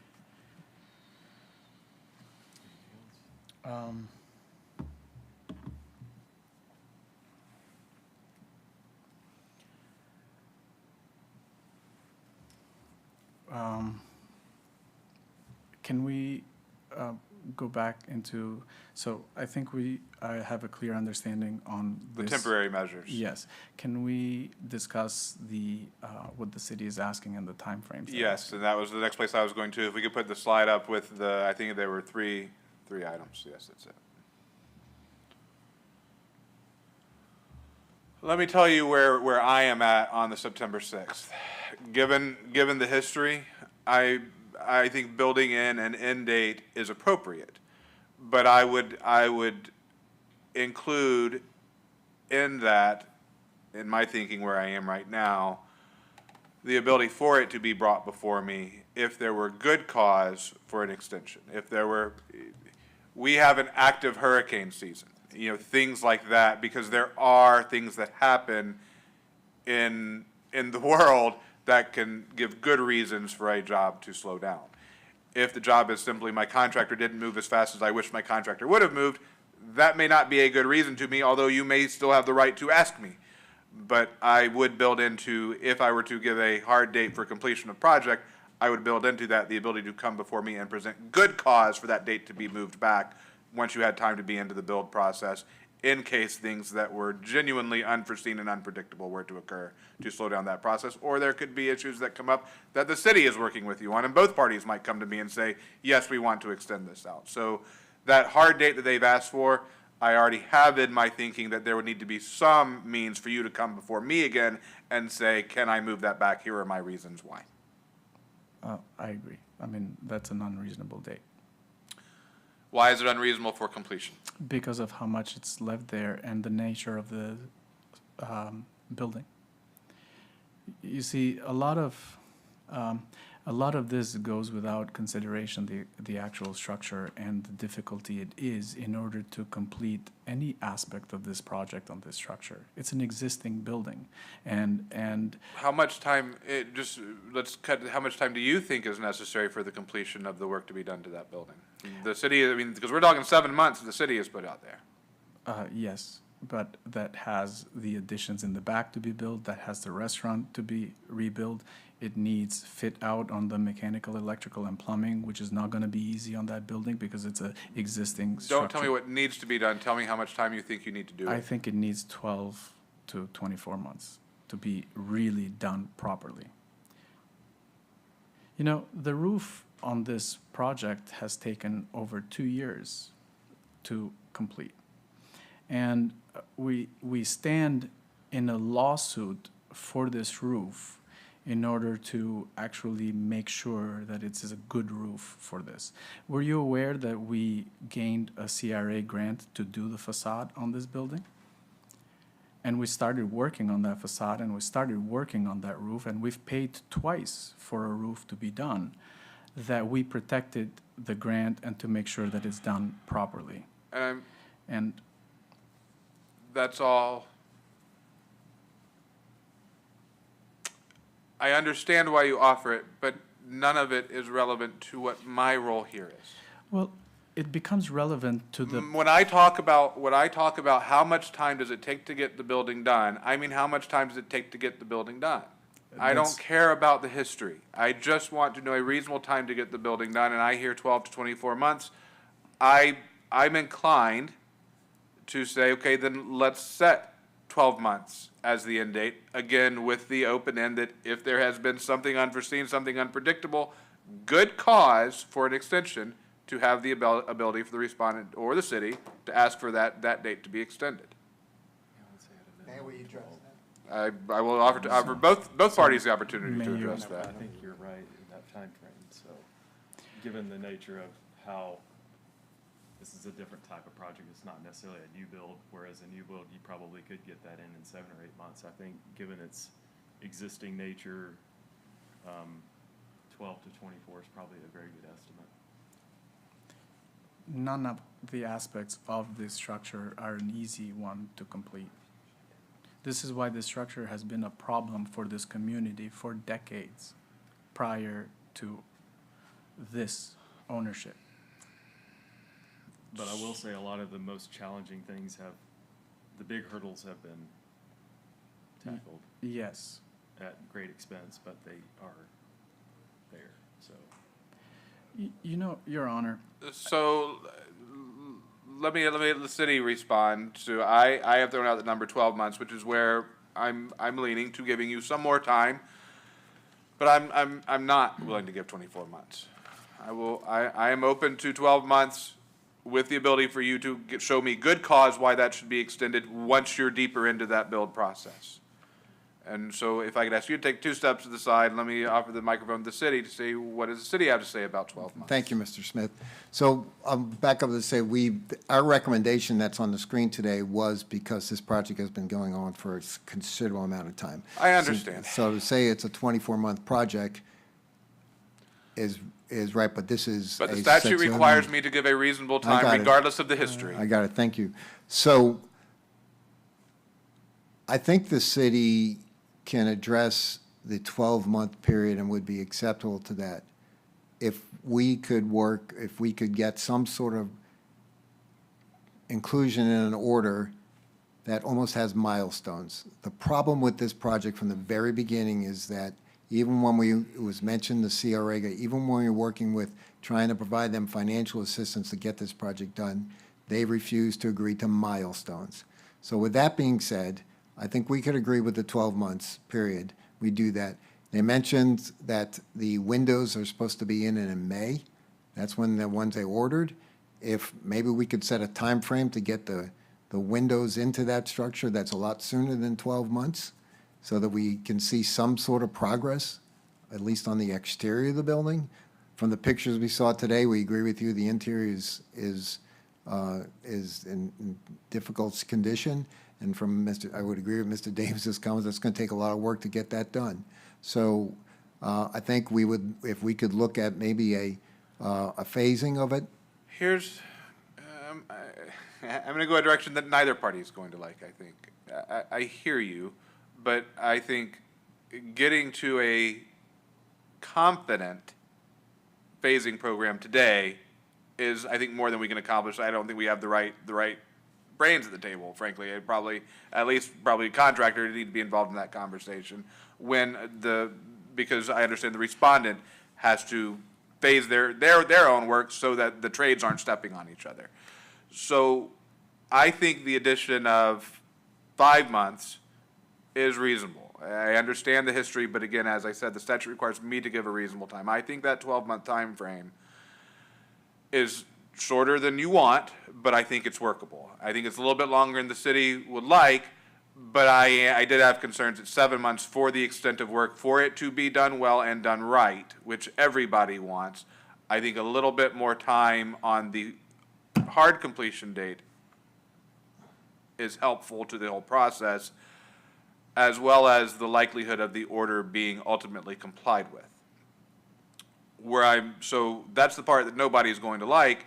The burden I will offer to the parties, if either party wants to run with it, is respondent, if you would like more time, what I'm hearing from the city is, if you were to give the city a milestone plan that actually showed them and gave them a clicker to click through the process to make sure that things are happening on time, the city may be willing to work with you and give you a little bit more towards that 24 months that you're asking for that I'm not going to give today.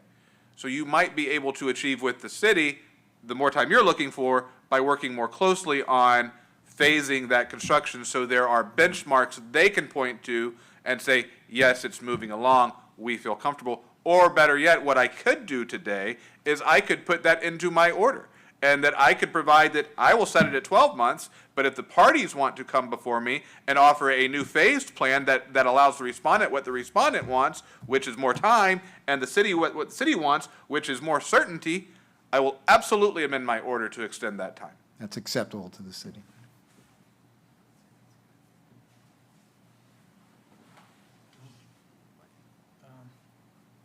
it would have to be acceptable for us as well.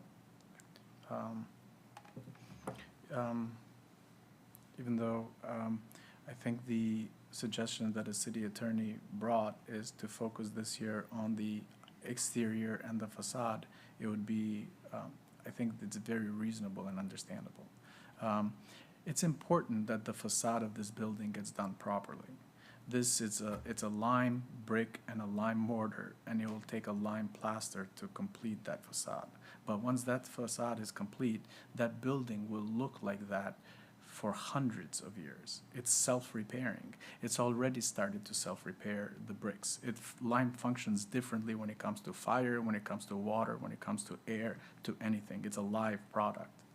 So the thing that the city maybe is not really understanding is the extent that we have done in order to do a substantial, proper renovation to really bring this to life so that it actually functions and looks appropriately. So we want to create a facade, a unified facade from all aspects, and give this city and historic preservation something that they can really preserve for the future. This is why we're unifying the buildings in the back and the restaurant, and we're doing it all in BioLime. It never needs to be painted. It never needs anything. It will always look that same white color that it's looking right now. It's the natural color of lime. It's what buildings in Europe are. It's what Spain, Greece, all of the 1,000-year-old buildings, it's really what they're made of. Luckily, it happens that St. Cloud had a building that was made out of lime, brick, and mortar. Let me make this comment, and I mean it sincerely. I appreciate your passion for the work.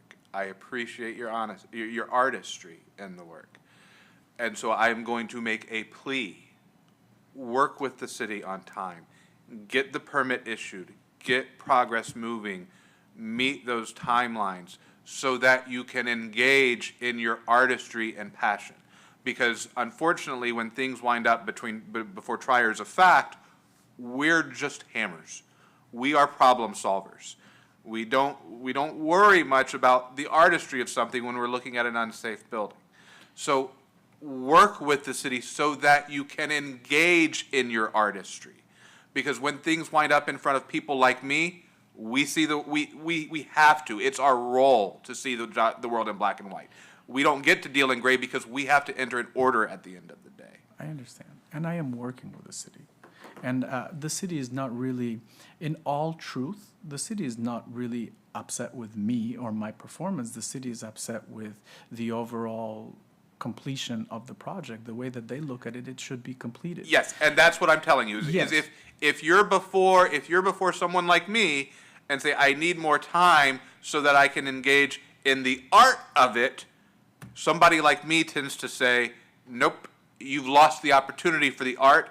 Now just get it fixed. And I don't want you to have to sacrifice that. That's why I'm making the plea that I'm making. I understand. But what I really want everybody to understand is that it makes a huge difference.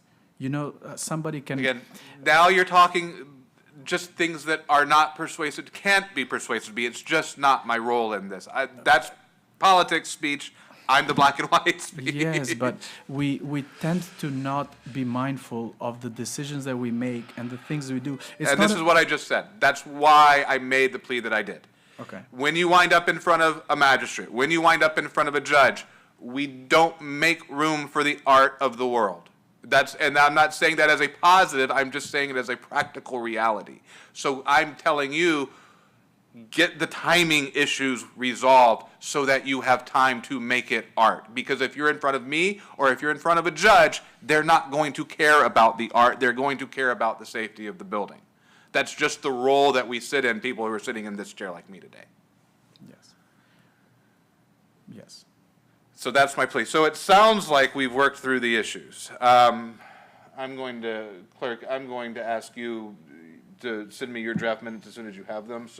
And if I could get the PowerPoint presentation from the city, because I'm going to rely on both of those as I put together to make sure that I get this precise. But let me say verbally what that ruling is going to contain. And let's work through. Let's start on this slide. So everything on this slide will be as it has been requested by the city, with the exception of item C. There will be language added to that provides that the parties, either party or the parties jointly, may come before me and ask for an extension of that time. It will not be in the order, but I will restate again here, I encourage y'all to work together, and if, you know, you can give the city a timeline that lets the city say, yes, we can work with that, that gets you more time, that is a win-win. And I would love to see that, but I know it's gonna take, you know, work to get there. And Mr. Smith, but the date would change. You didn't mention that. Oh, I'm sorry, yes, thank you. That will be 1 year out, 12 months on C. So C would be 12 months, but with that extension language. Thank you. Any questions on this part of it from either party? If we could go to the first page of the temporary measures.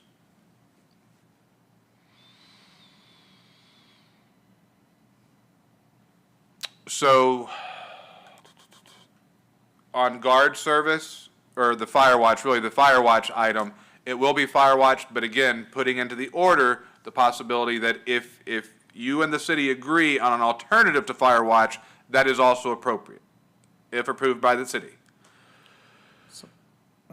Go ahead. Then we leave both of those aspects to be in conjunction and work together with the fire department and the city. It will be fire watch until there is an alternative. It will be fire watch, but giving you the ability to come to do an alternative arrangement if there's one that can be presented that will satisfy the NFPA section that is triggering this for the city. But the initial will be a fire watch or. So the or is what I'm giving, but the fire watch will be there until the or is satisfied. So when would the fire watch start? These temporary measures have to be in place 10 days after the building permit is issued.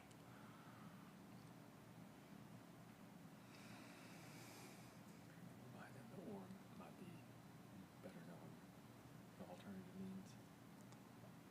So,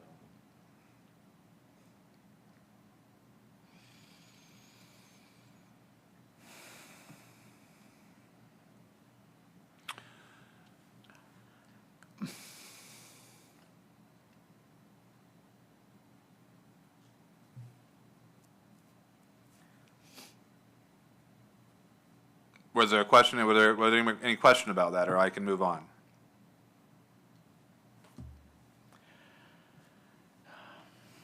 They're all,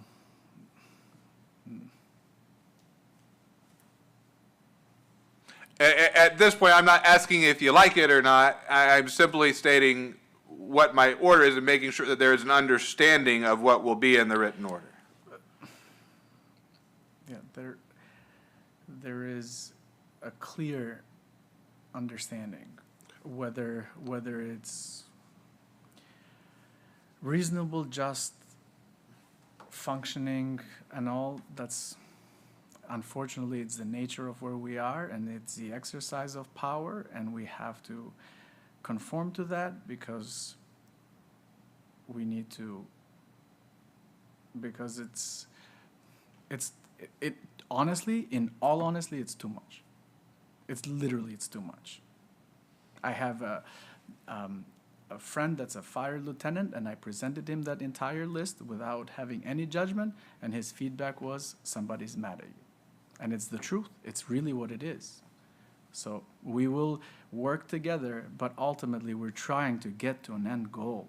And the more harder we make it for each other, the harder it is to reach that end goal. Until we start working together, it's just going to be a tearing apart. And we need some consideration, and this owner needs some consideration, because prior to him, this building was in much further dangerous as a structure on all aspects. And he's gone above and beyond. But we all have to so deal with so the have property all. as it is today. We are, but let's be reasonable. Let's be understanding. Continue to go through I this. understand. But it's the truth of the matter. The truth is what it is. As long as everybody understands what my order is, I've heard the arguments, and I'm rendering my order now. So I think we're on the same page there. The other item on this, again, it will not be in my written order. I will reference what is here. Add plywood across all elevator shaft openings. As you heard, that does not stop you from working on that elevator shaft. It is belt and suspenders so that they're covered while the work is ongoing. Can we move to the next page? Oop, went too far. Back one. There it is.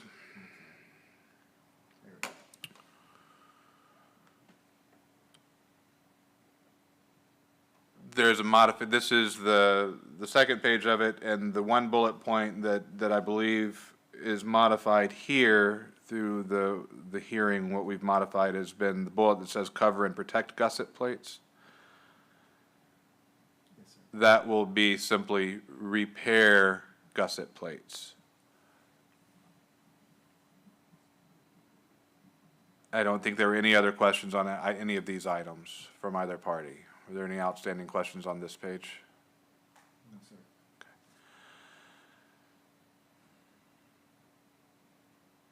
As to all of the temporary measures and going to one of respondents' points, I am going to put into the order, your date for completion before potential fines kick in would be March 6th. That is a Friday Completion of this list. of this list. That's not. I'm sorry, the permit is March 6th. 10 days from March 6th is the completion of this list, because some of these will be part of your building permit. So that actually makes it, what, A Monday. the 16th? Is that 10 days? Yes. So I am going to encourage you to have everything ready for inspection. I'm not gonna make it a mandate of the order, but have everything ready for inspection on the 12th or 13th at the latest. Call that inspection and let the city come in, and that way, if there are issues, simple fixes, yes, you missed that, no, you didn't, yeah, you got everything. You either can sleep easy that weekend, or you know what needs to be corrected. So I'll leave it to you on how much time you think you ought to give yourself, but I would strongly encourage you to get the city out there to perform a compliance inspection prior to that March 16th date.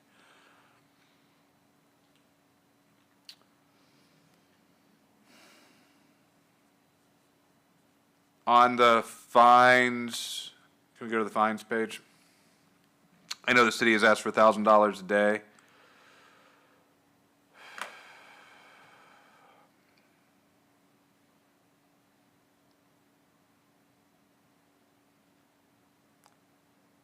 Administrative costs, I will award $533.03. I am going to change the date just because you have other things to be working on right now than that. So I will just tie that to the March 16th. So the payment of costs by March 16th. On fines, I want to break those down a little bit.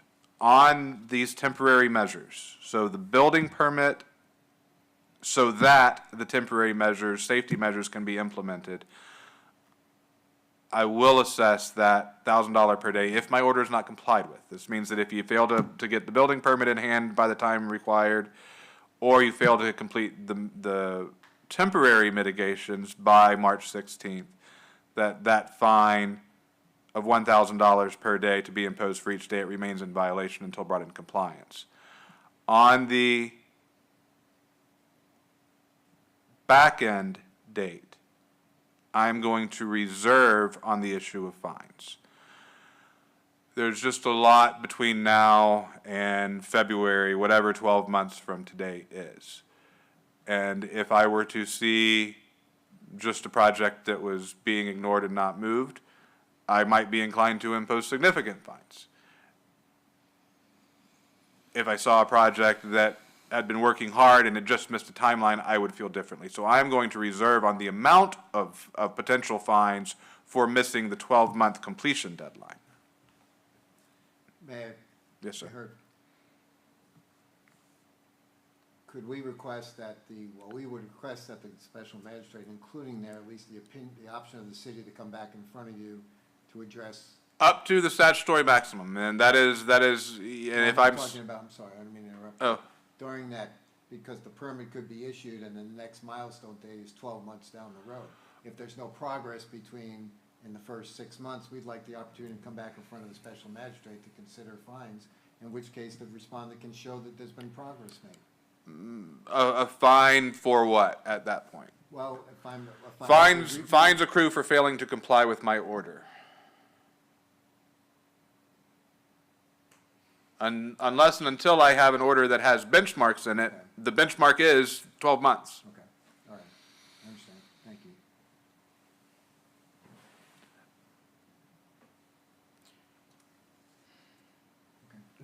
To that point, though, and my suggestion would be is if we see project not moving for everybody's benefit, that as soon as there is any inkling that a project is not moving, and frankly, I will say the same thing to the respondent. If respondent believes that because of something going on with the city, and again, I cannot decide issues beyond what my role here is, which is to enforce code, but there are issues going on with the city that impair its ability to comply with my order, both parties are welcomed to make a request for a status hearing. And I think that is, for the city, I know the city is well accustomed to status hearings, but what that means is if something is going on and you feel like the city, something has happened in the city processes that has made it impossible or made it unlikely for you to be able to meet that deadline, and you want to come here and talk about it, it may be outside of the scope of what I can do. But if you make a request for a status hearing, Claudia will put it on our agenda and it will be heard here, the same as if the city put a request for a status hearing on the docket. And again, I make that invitation. I do not normally, I will say, let's have a status hearing on this, but I will just simply make the invitation to both parties that if there's a need for one, either party is welcome to request a status hearing in this case. Are there any issues I have not covered that either party needs me to address before we adjourn this item? Not from the city. The entire thing, it's an issue for me. I understand that for what I can do and what I'm doing here today. Is there anything else that you need me to hear?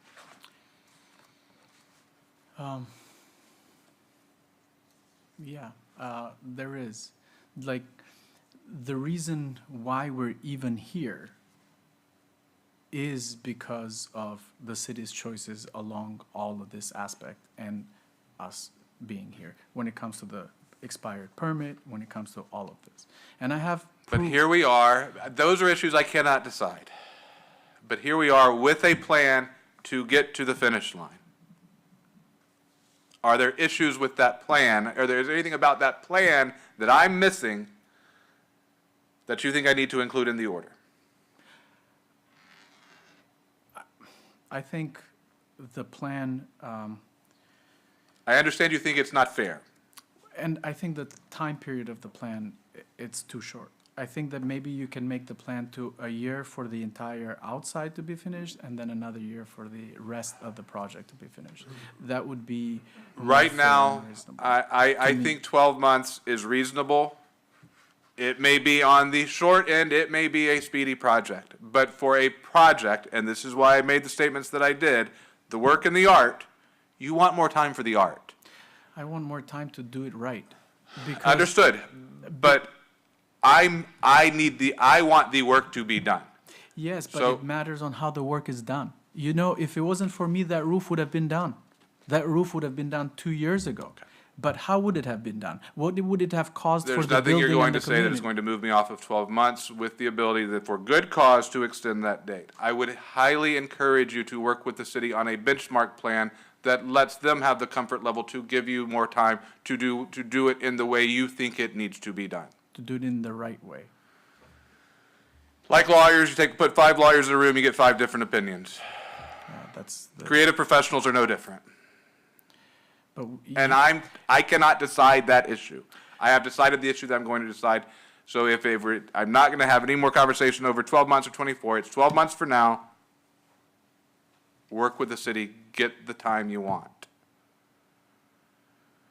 But get it by giving them benchmarks so they know when work will be completed, each stage along the line.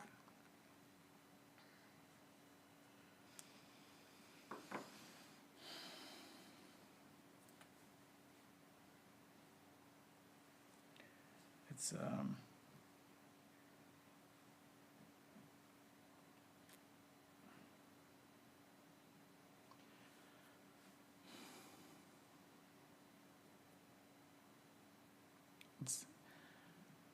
we all need to change.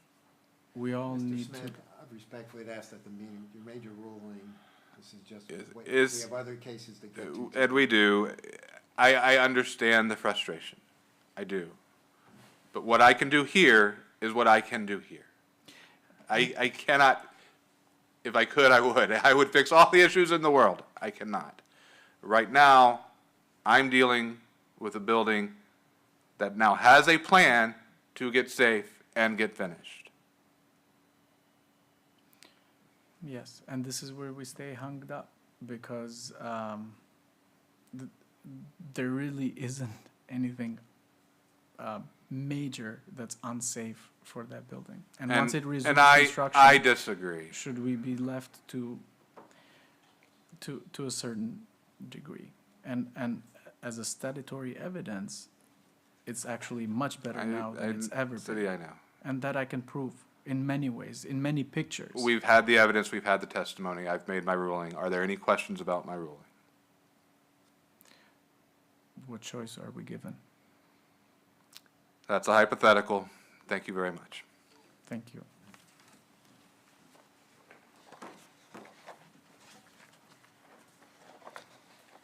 Reduction of liens under 50,000, case number 2024-1439, Jacob Stokes Nuss, owner, location of violation 1414 Minnesota Avenue, St. Cloud, Florida.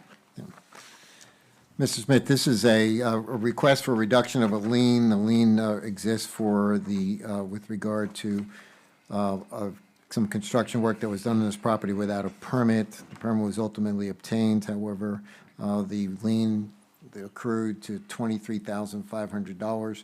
After discussion with the city manager and agreement, the respondent has agreed to pay $4,700 as a reduction of this fine, with the stipulation to be paid within 30 days of your order. So we'd ask that the special magistrate approve the reduction as requested by the, as agreed to by the parties.